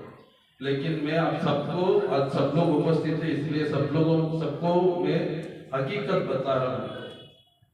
मैं कोई प्लान करके नहीं आया, प्लान करके ये मंदिर शुरू नहीं किया, कोई विचार तक भी नहीं था। मैं चुपचाप अपना घर पे बैठ के जो गुरु जी का उपदेश था वो सब जितना मेरा क्षमता है वो कर रहा था। लेकिन धीरे धीरे ये सब प्रकट हुआ। अगर आज आप सब लोग यहाँ उपस्थित हैं और हम आज हमारा गुरु जी का व्यास पूजा मना रहे हैं और आप सब लोगों को यहाँ आने के लिए भी समय मिला है और आने को मन भी हुआ है, ये हम लोग अपने आप से नहीं कर सकते हैं, गुरु वैष्णव की कृपा से। भले हम लोग यहाँ पास में हम आ सकते हैं, लेकिन आज हमारा बीच में ऐसा विशेष स्थिति में हमारा पूज्यपाद भक्तिवेदांत जनार्दन गोस्वामी महाराज आया है। महाराज जी भी विचार नहीं किया था, मैं भी विचार नहीं किया था, ऐसे एक सब परिस्थिति उत्पन्न हुआ, महाराज जी को यहाँ आना पड़ा और आज हम सब लोग महाराज जी को मुखारबिंद से हमारा गुरु परंपरा का कथा सुनने का मौका मिल रहा है। ये गुरु जी का और जगन्नाथ जी का विशेष कृपा है हम सबके ऊपर। इसमें उमाशंकर का कुछ लेना देना नहीं है। आप लोग जो भी बोल रहे हैं, आपका मेरा प्रति जो प्रेम है उसका एक लक्षण है, बस और कुछ नहीं। उमाशंकर को कोई योग्यता नहीं, जैसे आप सब लोग हैं मैं भी ऐसे ही हूँ। ठीक है, इतना बता के मैं आज मेरा गुरु जी के चरणों में थोड़ा पुष्पांजलि देता हूँ और मैं क्षमा चाहता हूँ पूजनीय जनार्दन महाराज जी से, क्योंकि बहुत देर से वो यहीं बैठा है, उनको थोड़ा कष्ट होगा क्योंकि ज्यादा देर हम लोग एक ही स्थान पे बैठने से नहीं होगा, उम्र हो रहा है हमारा। तो आज मेरा गुरु जी का व्यास पूजा है और गुरु जी कौन होता है? सबसे पहले बिना गुरु हम लोग भगवान को प्राप्त नहीं कर सकते करके सब लोग बता दिया। हम लोग भगवान को क्यों प्राप्त करना है? कल हमारा महाराज जी ऐसे ही हम लोग चर्चा कर रहे थे, उस समय सच बात बता रहे थे, एक बात बता रहे थे। हम लोग यहाँ इस जगत में आया है ना, भले हम चाहते हैं नहीं चाहते, हम लोग मरना ही है और मरेंगे मरेंगे, इतना ही है। ನಾವೆಲ್ಲರೂ ಇಲ್ಲಿ ಯಾವ್ದಕ್ಕೆ ಬಂದಿದ್ದೀವಿ? 100% ಕರೆಕ್ಟ್, ನಾವೆಲ್ಲರೂ ಸಾಯಕ್ಕೆ ಬಂದಿರೋದು, ಸತ್ಯ ಸಾಯ್ತಿ ಒಂದಲ್ಲ ಒಂದು ದಿವಸ. ಆದ್ರೆ ನಮ್ಗೆ ಯಾರಿಗೂ ಸಾಯಕ್ಕೆ ಇಷ್ಟ ಇಲ್ಲ, ನಾವೆಲ್ಲರೂ ದಿವಸ ಬದುಕಬೇಕಂತ ಸಾಯ್ತಾ ಇದ್ದೀವಿ, ಬದುಕೋದಿಕ್ಕೆ ಕಷ್ಟ ಪಡ್ತೀವಿ. ಆದ್ರೆ ನಮ್ಗೆ ಚೆನ್ನಾಗಿ ಗೊತ್ತು ನಾವು ಬದುಕಲ್ಲ ಇಲ್ಲಿ ಅಂತ, ಆದ್ರೂ ಎಲ್ಲ ಮಾಡಿ ಇಟ್ಕೊಳ್ತಾ ಇದ್ವಿ. ಆದ್ರೆ ಗುರುಗಳು ಯಾತಕ್ಕೆ ಬರ್ತಾರೆ? ನಾವು ಎಲ್ಲಿ ಶಾಶ್ವತವಾಗಿ ಜೀವನ ಮಾಡಕ್ ಸಾಧ್ಯ ಇದೋ ಅಲ್ಲಿ ಕರ್ಕೊಂಡು ಹೋಗಿ ಬರ್ತಾರೆ. ಅಂತ ಗುರುಗಳ ಇವತ್ತು ಪ್ರಕಟವಾದ ದಿವಸ. ಅಂತ ಗುರುಗಳು ತತ್ವ ಶ್ರೀಮದ್ ಭಾಗವತಂನಲ್ಲಿ ಮತ್ತೆ ಎಲ್ಲ ಶಾಸ್ತ್ರ ಪುರಾಣದಲ್ಲಿದೆ. ತಸ್ಮಾತ್ ಗುರು ಪ್ರಪದ್ಯೇತ ಜಿಜ್ಞಾಸು ಶ್ರೇಯ ಉತ್ತಮಂ ಶಬ್ದೇ ಪರೇ ಚ ನಿಷ್ಣತ ಬ್ರಾಹ್ಮಣಿ ಉಪಸಮಾಶ್ರಯಂ. ಅಂದ್ರೆ ಗುರುಗಳು ಯಾವ ರೀತಿ ಇರ್ಬೇಕಂತ ಹೇಳಿದ್ರೆ, ತಸ್ಮಾತ್ ಗುರು ಪ್ರಪದ್ಯೇತ ಜಿಜ್ಞಾಸು ಶ್ರೇಯ ಉತ್ತಮಂ. ನಮ್ಮ ದೈನಂದಿನ ಜೀವನದಲ್ಲಿ ಭಗವದ್ ವಿಚಾರದಲ್ಲಿ ಏನೆಲ್ಲ ನಮಗೆ ಸಂಶಯಗಳು ಬರುತ್ತಾ ಎಲ್ಲ ನಿವಾರಣೆ ಮಾಡಷ್ಟು ಕೆಪಾಸಿಟಿ ಇರಬೇಕು ಗುರುಗಳಿಗೆ. अभी मैं जो कन्नड़ में बोला ना वो क्या है, अगर हम लोग जब इस जगत में जन्म लेके जी रहे हैं ना, हमारे अंदर कोई भी सवाल उठेगा भक्ति के बारे में या अपना जीवन के बारे में, सब सवालों को जो समाधान देगा वही गुरु होगा। और शब्दे परे च निष्णता, उनको हर एक शास्त्र का प्रमाण का ज्ञान होना ही चाहिए। ಹಾಗೆ ಅವರಿಗೆ ಎಲ್ಲ ಶಾಸ್ತ್ರದ ಪ್ರಮಾಣ ಜ್ಞಾನ ಇರಲೇಬೇಕು। शब्दे परे च निष्णता, शब्दे मतलब शास्त्र हो गया, परे मतलब भगवान के साथ उनका संबंध होना चाहिए। शब्दे अंदरे शास्त्र, परे अंदरे ಭಗವಂತನೊಟ್ಟಿಗೆ ಗುರುಗಳ ಸಂಬಂಧ ಇರಲೇಬೇಕು, ಇಲ್ಲ ಅಂದ್ರೆ ಅವ್ರು ಗುರುಗಳಲ್ಲ। ಎಲ್ಲಿವರೆಗೂ ನಾವು ಈ ರೀತಿಯಾದ ಶುದ್ಧ ಭಕ್ತರ ಮುಖಾರವಿಂದದಿಂದ ನಾವು ಹರಿಕತೆ ಕೇಳೋದಿಲ್ವೋ ಅಲ್ಲಿವರೆಗೂ ನಾವು ಕೇಳೋದೆಲ್ಲ ಬರೇ ಅದು अव्यर्थ वृथा काल हरण। जब तक हम लोग ऐसे शुद्ध भक्तों का मुखारविंद से हम लोग नहीं सुनेंगे ना, वो सब श्रम एवं ही केवलम, मतलब कोई उपयोग नहीं है, सब बकवास है, सब बेकार है। ऐसे लोगों से हम कुछ भी नहीं सुनना चाहिए। और शब्दे परे च निष्णता ब्राह्मणी उपसमाश्रयम, ऐसे महापुरुष को इस जगत में कुछ लेना देना नहीं, जो भी चीज है, जितना सारा संपत्ति है, इससे कुछ उनको असर नहीं पड़ता। ಅಂತ ಮಹಾಪುರುಷರಿಗೆ ಈ ಜಗತ್ತಿನಿಂದ ಅವ್ರು ಏನು ಆಗ್ಬೇಕಾಗಿದ್ದಿಲ್ಲ। ಅರೆ ಅವ್ರು ಬಂದಿರೋದು ವೈಕುಂಠದಿಂದ, ನಮ್ಮ ಗುರುಗಳು ಶ್ರೀಲ ಭಕ್ತಿಸಿದ್ಧಾಂತ ಸರಸ್ವತಿ ಠಾಕೂರ್ ಪ್ರಭುಪಾದ ಅವರನ್ನ ಯಾರೋ ಒಂದ್ಸತಿ ಹೀಗೆ ಕೇಳಿದ್ರು, ನೀವಿಷ್ಟೆಲ್ಲ ಜಗತ್ತಿನಲ್ಲಿ 64 ಮಠಗಳನ್ನ ಕಟ್ಟಿದ್ದೀರಾ, ನಿಮ್ಗೆ ಈ ಮಠ ನಡೆಸೋದಕ್ಕೆ ನಿಮ್ಗೆ ಹಣದ ಕೊರತೆ ಬಂದ್ರೆ ಏನ್ ಮಾಡ್ತೀರಂತ? ಅವಾಗ ಅವ್ರು ಏನ್ ಹೇಳಿದ್ರು ಗೊತ್ತಾ? ನಾವು ವೈಕುಂಠದಿಂದ ಒಂದು ಇಟ್ಟಿಗೆ ತರ್ತೀನಿ ಸಾಕು ನಮ್ಗೆ ಮಠ ನಡೆಸೋದಕ್ಕೆ। ಏನು ವೈಕುಂಠದಿಂದ ಒಂದು ಇಟ್ಟಿಗೆ ಅಂದ್ರೆ ಯಾವ್ದು? ನಮ್ಮ ಇಲ್ಲಿನ ಮಣ್ಣು ಕಾಂಕ್ರೀಟ್ ಸಿಮೆಂಟ್ ಹಾಕಿದ ಇಟ್ಟಿಗೆನ, ಬಂಗಾರದ ಇಟ್ಟಿಗೆ ಅಲ್ಲಿಂದ ತಂದ್ರೆ ಸಾಕು, ಇಲ್ಲಿ ಎಷ್ಟು ಬೇಕು ಅಷ್ಟು ನಡೆಯುತ್ತೆ। ಸೊ ಆ ಕೆಪಾಸಿಟಿ ಇರೋರು ಅಂತವರೇ ಗುರುಗಳಾಗೋದು। ಇಲ್ಲೆಲ್ಲ ಸಾಕಷ್ಟು ಜನ ಸಿಗ್ತಾರೆ, ತಿಲಕ ಇಟ್ಕೊಂಡು ಕಣ್ಕೆ ಮಾಲೆ ಹಾಕೊಂಡು ಶಿಖ ಇಟ್ಕೊಂಡು 4-5 ಶ್ಲೋಕ ಕಂಠಸ್ಥ ಮಾಡ್ಕೊಂಡು, ಯಾವ ರೀತಿ ಜನಗಣಮನ ಅಧಿನಾಯಕ ಜಯ ಹೇ ಭಾರತ ಭಾಗ್ಯವಿದೆ, ಅದರ ಅರ್ಥ ಕೇಳಿ ಗೊತ್ತಿರಲ್ಲ ಅವ್ರು। ಆ ತರ ಗುರುಗಳಿಗೆ ಬೇಕಾದಷ್ಟು ಜನ ಸಿಗ್ತಾರೆ, ಆ ರೀತಿ ಹರಿಕತೆ ಹೇಳೋದು। ಸೊ ಈಗ ನಾನು 4 ವಿಷಯ ಹೇಳಿದೆ, ಏನೇನು ಹೇಳಿದೆ? ತಸ್ಮಾತ್ ಗುರು ಪ್ರಪದ್ಯೇತ ಜಿಜ್ಞಾಸು ಶ್ರೇಯ ಉತ್ತಮಂ, ನಾವು ಯಾವುದೇ ಸವಾಲು ಬಂದು ನಮ್ಗೆ ಅವರು ಸಮಾಧಾನ ಕೊಡಬೇಕು। ಶಬ್ದೇ ಪರೇ ಚ ನಿಷ್ಣತಾ, ಅಂದ್ರೆ ಶಾಸ್ತ್ರ ಮತ್ತೆ ಭಗವಂತನ ಸಂಬಂಧ ಇರಬೇಕು।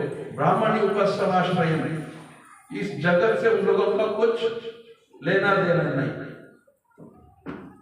आज हमारा भाग्य ऐसा है, हमारे बीच में जो महाराज बैठा है ना, ये हमारा गुरु परंपरा में भी आ रहा है। और तीनों गुरु वर्ग लोग जिनका आज व्यास पूज्य महोत्सव है, और जो 2 दिन पहले और एक गुरु महाराज जी का व्यास पूजा हुआ, और 1 महीने पहले और एक महाराज जी का व्यास पूजा हुआ, तीनों महाराजों को सेवा किया है। और इनका विशेषता क्या है ना, आप इनसे कोई भी शास्त्र के बारे में कोई भी चर्चा करिए, वो सब सवालों का जवाब देगा। लेकिन महाराज जी का मैं क्षमा मांगते महाराज जी से, महाराज जी के बारे में कुछ विचार बतलाता हूँ। हमारा बीच में जो महाराज बैठे हैं ना, वो अपना गुरु महाराज, इनका गुरु महाराज जी के बारे में एक बात बताना है। इनका गुरु महाराज है, महाराज जी का गुरु महाराज श्रील भक्तिवेदांत वामन गोस्वामी महाराज। जितना सारा महाराज लोग भक्त लोग यहाँ बैठा है, उन सबका परम गुरु जी वो भी है। वो परम गुरु जी एक बार जो हमारा नवद्वीप मठ में देवानंद गौड़ी मठ के बाजू में एक स्थान है, वो किसी और का था, वो खरीदना था हमारा श्रील भक्तिवेदांत वामन गोस्वामी महाराज जी का। वो खरीदने के लिए 5000 रुपए कम पड़ रहा था। सब लोग अपना मोबाइल बंद कर दीजिए, नहीं तो साइलेंट मोड पे डालिए, और कोई भी बीच में उठना बाहर जाना इस समय मत करिए, थोड़ा ध्यान से सुनिए। उस समय महाराज जी को वो जो हमारा देवानंद गौड़ी मठ के बाजू में जो स्थान है, वो खरीदने के लिए 5000 रुपए कम पड़ रहा था। तो वो जो मालिक है वो आके बता दिया, अगर आप कल शाम तक आप हमें पैसा नहीं दिया तो हम दूसरे किसी को वो बेच देंगे। अभी श्रील वामन गोस्वामी महाराज वो 9 साल उम्र में वो मठ में आके जुड़ गए। जुड़ के वो तब से घर वापस लौटा नहीं, हरि गुरु वैष्णव का सब सेवा करके आ रहा है। अभी उनको 5,000 रुपया कम पड़ा, किससे मांगेगा वो अभी जाके? वो कुछ नहीं किया, श्रीमती राधा ठाकुरानी के सामने गया और राधा ठाकुरानी से प्रार्थना किया, मुझे 5,000 रुपये का कम पड़ रहा है, आप मुझे दे दीजिए 5,000 रुपया, 1 महीने 2 महीने में हम लौटा देंगे इसे करके। जैसे श्रील भक्तिवेदांत वामन को से हमारा प्रार्थना किया, राधा रानी का गले में एक नेकलेस था सोने का, वो अचानक अपने आप नीचे गिर गया। वो उठा के महाराज वो जो करना था काम वो कर दिया, वो बाद में वो लौटा दिया वापस। ये एक विचार है श्रीमद हमारा श्रील भक्तिवेदांत वामन गोस्वामी महाराज। मतलब शब्दे परे च निष्णता, परे मतलब जो ठाकुर जी का संबंध होना चाहिए।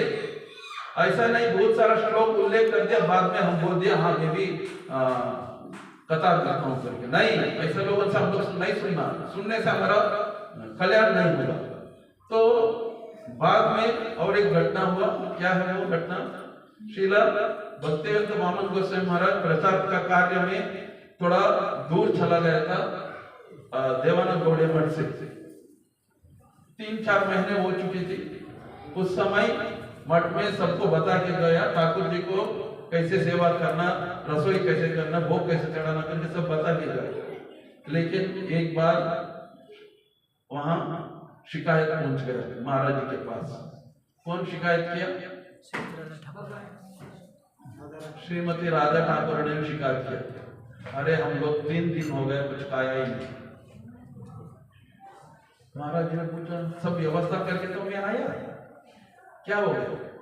नहीं, अब तो व्यवस्था करके आया नहीं, लेकिन उन लोगों को बताया कैसे क्या क्या देना, कैसे देना करके। वो लोग जो मैं भी नहीं खाया और मेरा प्रभु गोविंद मतलब कन्हैया कृष्णा वो भी नहीं खाया, भूखे हम लोग 3 दिन से। क्या हुआ?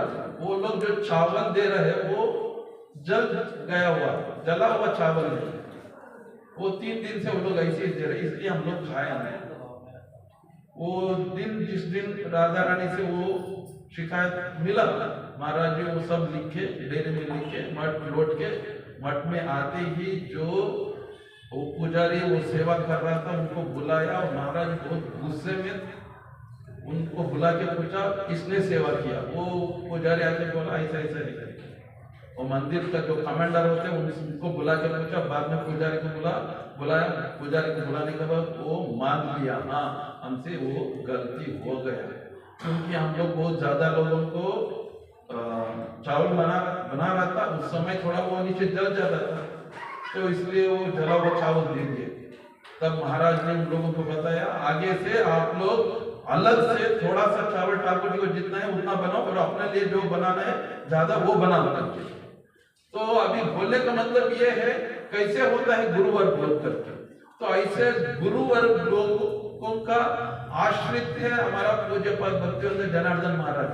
ऐसे तीनों महाराजों का सेवा किया, तो तीनों महाराजों का सेवा करके आज उन लोगों को कृपा प्राप्त करके वो हमारा बीच में आज हमारा गुरु जी का व्यास पूजा मनाने के लिए बैठा है। ये कोई साधारण भाग्य होता है हम सब लोगों का?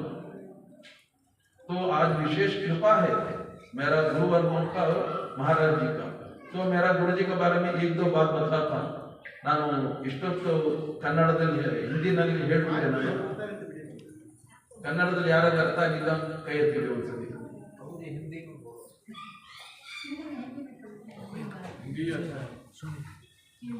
तो मेरा गुरुजी के बारे में सब भक्त लोग बात किया है।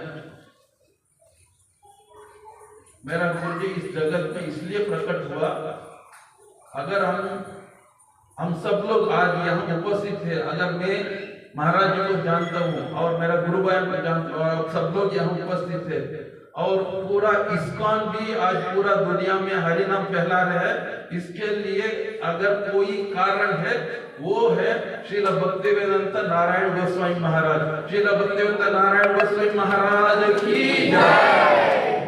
वो कैसे है? क्योंकि जब श्रील भक्तिवेदांत स्वामी महाराज दीक्षा हुआ, अपना घर में वो रह रहे थे। उस समय वो अपना घर छोड़ के दिल्ली में आ गया, दिल्ली से फिर वृंदावन में आया, इधर उधर घूम रहे थे श्रील भक्तिवेदांत स्वामी महाराज। तो उस समय उससे पहले एक घटना हुआ, जब श्रील भक्ति सिद्धांत सरस्वती ठाकुर प्रभुपाद अप्रकट हो गया, मेरा परम गुरु जी श्रील भक्ति प्रज्ञान केशव गोस्वामी महाराज, अगर किसी को नींद आ रहा है खड़े हो जाए थोड़ी देर, कोई बात नहीं, कोई आपसे क्या बोलते हंसेगा नहीं, कोई बात नहीं, आप लोग खड़े हो जाए अगर नींद आ रहा था, क्योंकि ये सब विचार बार बार सुनने को नहीं मिलता है। हरे कृष्णा, दयविಟ್ಟು ಎಲ್ಲ ಈ ಕಡೆ ಇರ್ಲಿ ಗಮನ ಕೊಡಿ। सो क्या बोल रहा था मैं, हो गया।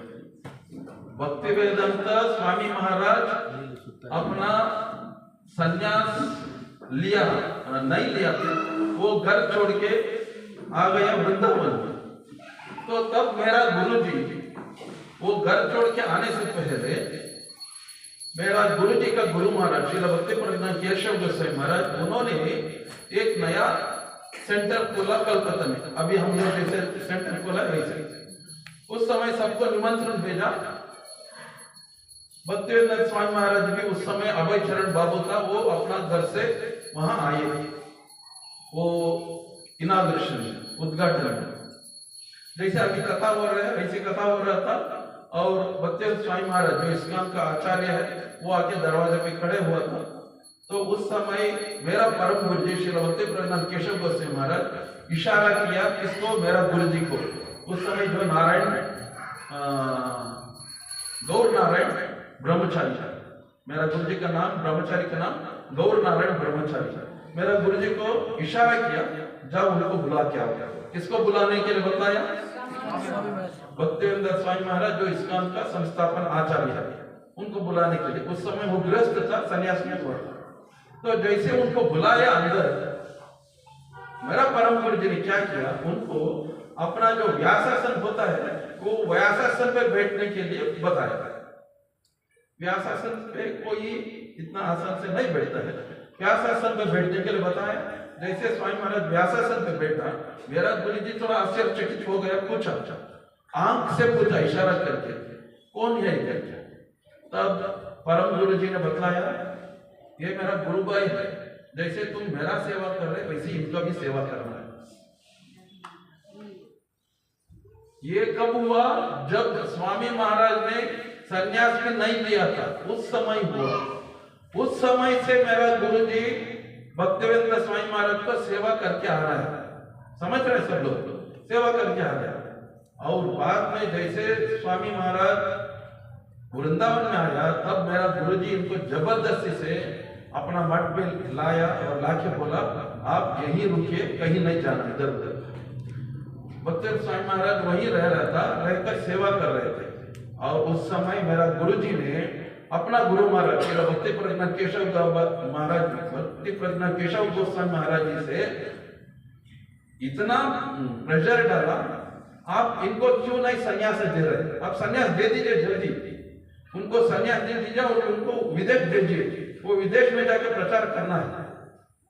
उनको विदेश जाने के लिए भक्ति सिद्धांत सरस्वती ठाकुर प्रभुपाद ने उनको आदेश दिया है, आप इनको संन्यास दीजिए। और स्वामी महाराज को बोल रहे थे आप इतना देर क्यों कर रहे, संन्यास लेना आपको करके।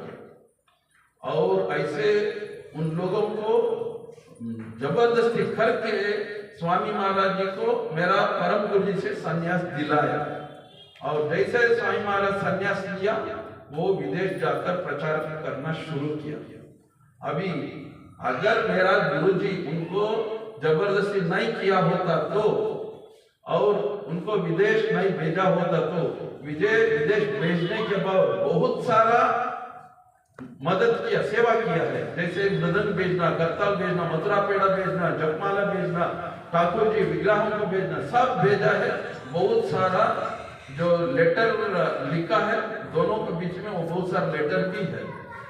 तो ऐसे मेरा गुरु जी ऐसा मेरा गुरु जी श्री भक्तिवेदांत स्वामी महाराज को सेवा किया है। और बाद में जैसे भक्तिवेदांत स्वामी महाराज अप्रकट हो गया, स्वामी महाराज का बच्चा लोग इस्कॉन के प्रति केस डाल दिया, ये मेरा पिताजी साधु नहीं है, वो एक बिजनेसमैन है करके उल्टा सुल्टा केस डाल के इस्कॉन का जितना सारा प्रॉपर्टी है पूरा दुनिया में वो सब हमारा है करके। तब इस्कॉन का साधु लोग आके मेरा गुरु जी से प्रार्थना किया, आप अगर कोई है आज इस्कॉन को बचाना है, बचाने के लिए सिर्फ और सिर्फ एकमात्र आप है और कोई नहीं बचा सकते, आप आके बचा लीजिए। तब मेरा गुरुजी जाके इस्कॉन को बचाया। तो बोलने का मतलब यह है, इस्कॉन को बचाया और इस्कॉन स्थापन करने के लिए, और स्वामी महाराज अप्रकट होने के बाद फिर भी उन लोगों को सही भक्ति का रास्ता दिखाने वाला है मेरा श्रील भक्ति वेदांत नारायण गोस्वामी महाराज, मेरा गुरु जी। प्रभु जी याद दिला रहे, समाधि भी मेरा गुरु जी दिया। तो अभी हमारा तीनों गुरुवर लोग कैसे था करके एक विचार बदलाव के बाद में मैं मेरा वाणी को यहाँ विराम दूंगा। जैसे श्रील भक्तिवेदांत वामन गोस्वामी महाराज वो बहुत बचपन से वो बहुत शर्म का व्यक्तित्व है। कथा भी बोलने के लिए मेरा परम गुरु जी उनको बतलाते थे शुरू में, जैसे हम लोग मठ में आते हैं ना, या कथा सुनने को शुरू करते हैं और अचानक कोई बोल रही था तुम खड़े होकर कथा बोलो, हम बोल नहीं पाते, डर लगता है कथा बोलने। तो ऐसी ही श्रील भक्तिवेदांत वामन गोस्वामी महाराज जी को कथा बोलने के लिए ये जो मैं सुना हूँ वही बोल रहा हूँ। अगर मेरे से कुछ गलत हो गया तो पूज्यपाद जनार्दन महाराज जी मुझे ठीक कर सकते। जैसे भक्तिवेदांत वामन गोस्वामी महाराज जी को कथा बोलने को शुरू करते थे, भक्तिवेदांत वामन गोस्वामी महाराज थोड़ा डरते थे और जोर से नहीं बोलते थे, मेरे जैसे चिल्ला धीरे धीरे से ऐसे बोलते थे। तो मेरा गुरु जी बहुत मजाक करते थे, वो कथा बोलने को बहुत शर्म करता है। तो माधव महाराज जी ना वो बीच में बोल रहे, क्या बोल रहे, वो उनका राशि है कन्या राशि, इसलिए बहुत शर्म करता है। कन्या राशि का है, बोलने में बहुत शर्म होते हैं, उनको नहीं बोलते। लेकिन वो ऐसे सिद्धांत जानते हैं ना।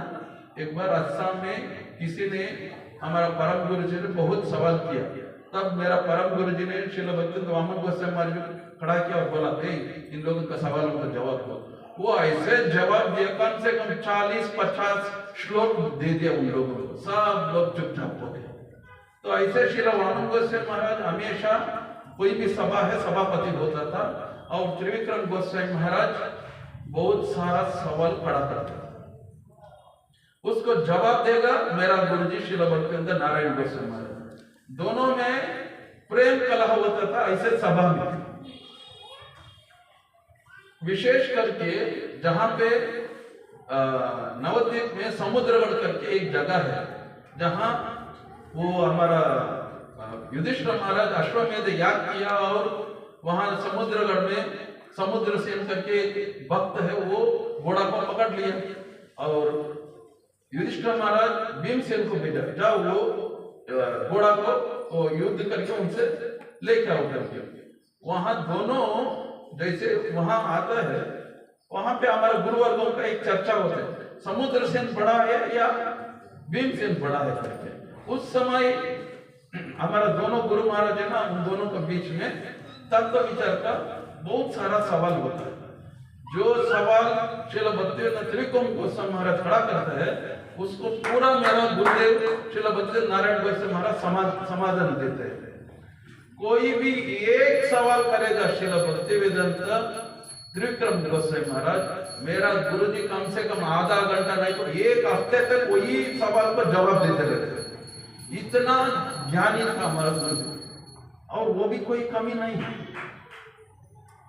और वो भी इतना सारा सवाल करता है। एक बार इन्होंने कैसा किया ना, श्रील भक्तिवेदांत वामन गोस्वामी महाराज, श्रील भक्तिवेदांत नारायण गोस्वामी महाराज और श्रील भक्ति जीवन जनार्दन गोस्वामी महाराज, तीनों है, तीनों को बीच में ये श्रील भक्तिवेदांत त्रिविक्रम गोस्वामी महाराज आगे क्या सवाल कर दिया ना, अरे आप लोग तो बोलते हैं ये राधा रानी का, श्रीमती राधा ठाकुर रानी का और कृष्ण का ये परकीय रस है, परकीय तत्व है, लेकिन ये गोपियों को, सब गोपियों का अपना अपना पति से शादी हो गया, और बरसाने में भी उससे पहले भी बहुत जगह में राधा कृष्ण को भी शादी हुआ करके बहुत सारे श्लोक है।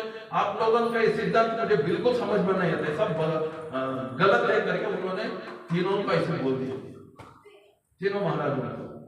तब जाके मेरा गुरुदेव एक हफ्ते तक उनको इतना सारा, उस समय श्रील भक्ति जीवन जनार्दन गोस्वामी महाराज वो भी बहुत सारा समाधान देने को शुरू किया, और भक्तिवेदांत वामन गोस्वामी महाराज जी भी समाधान देने को शुरू किया। अब सब लोग ध्यान से सुन रहे हैं, थोड़ा लगता है आपको बोर हो रहा है, नहीं, ये बहुत सारा बहुत क्या है ऊंचा विचार है।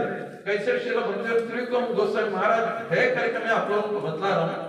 श्रील भक्तिवेदांत त्रिविक्रम गोस्वामी महाराज इतना ज्ञानी है, सबको शास्त्र जानते हैं,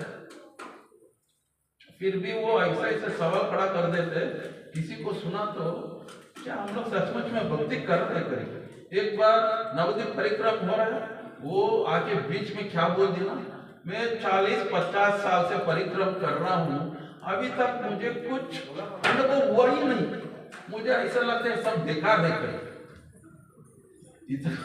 5,000 10,000 भक्त लोग है, ऐसे बोल दिया, ये सब कोई मतलब नहीं है करके सब ब्रह्मचारी लोग हैरान हो रहे, अरे ये क्या बोल रहे करके, 40-50 साल से कर रहे, कुछ भक्ति का असर नहीं हो रहा है करके। तब मेरा गुरु जी श्रील भक्तिवेदांत नारायण गोस्वामी महाराज और एक महाराज है श्रील भक्तिवेदांत भारती गोस्वामी महाराज, इनको इशारा किया तुम खड़े होके इस पर जाओ। बाद में इन्होंने ऐसा सिद्धांत को स्थापन किया, बाद में श्रील भक्तिवेदांत त्रिविक्रम गोस्वामी महाराज जी भी उसको स्वीकार किया और बोला हाँ तुम सही बताए। तो ऐसे श्रील भक्ति वेदांत त्रिविक्रम गोस्वामी महाराज, श्रील भक्तिवेदांत त्रिविक्रम गोस्वामी महाराज जी ने इतना सारा सवाल करते, सब कुछ जानते हैं, लेकिन फिर भी जब मेरा गुरुजी बताते हैं ना, क्या बोलता है, अभी आज कृष्ण जन्माष्टमी है, मैं श्रील भक्ति वेदांत त्रिविक्रम गोस्वामी महाराज जी से अनुरोध करता हूँ वो अपना मुखारविंद से हमें कुछ कृष्ण का दर्शन कराए। श्रील भक्तिवेदांत त्रिविक्रम गोस्वामी महाराज क्या करते थे ना, वो माइक लेगा, सबको प्रणाम देगा और बाद में एक बात बताएगा, मैं तो ना कृष्ण का दर्शन किया हूँ ना कोई शास्त्र जानता हूँ, इसलिए मैं मेरा गुरु भ्राता श्रील भक्तिवेदांत नारायण गोस्वामी महाराज जी से अनुरोध करता हूँ कृपा करके वो हमें कृष्ण का दर्शन कराए। ये बोलने में कितना समय लगा, ये 1 मिनट भी नहीं हुआ, माइक दे दिया। वो कभी 5 मिनट से ज्यादा कथा बोलेगा ही नहीं, लेकिन मुझे देखो आधा घंटे से मैं बहुत कर रहा हूँ, माइक दूंगा करके बोल रहा हूँ, महाराज जी भी इंतजार करके बैठे हैं, मैं माइक देता ही नहीं किसी को, मैं पकड़ कर बैठ जाता। ये बोलता है हाँ हमारा श्रील भक्तिवेदांत भारती गोस्वामी महाराज भी बोल रहे थे, अगर जो बोलने के लिए कोई बैठा है ना, उनको माइक नहीं दिया तो उनको इतना वेदना होता है, जैसे गर्भस्राव होने से पहले जो महिला का होता है ना, ऐसे यातना होता है। मेरा यातना ऐसी ही था, जब तक मेरा गुरु भाई लोग बोल रहे थे, मैं सोच रहा यार भाई ये लोग कब चुप होगा।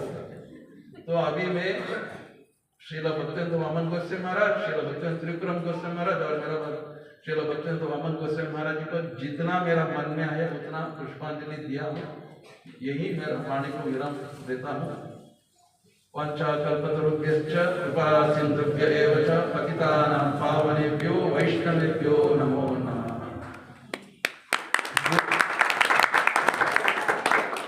श्रील भक्तिवेदांत नारायण गोस्वामी महाराज श्रील गुरुदेव की जय, व्यास पूजा महोत्सव की जय।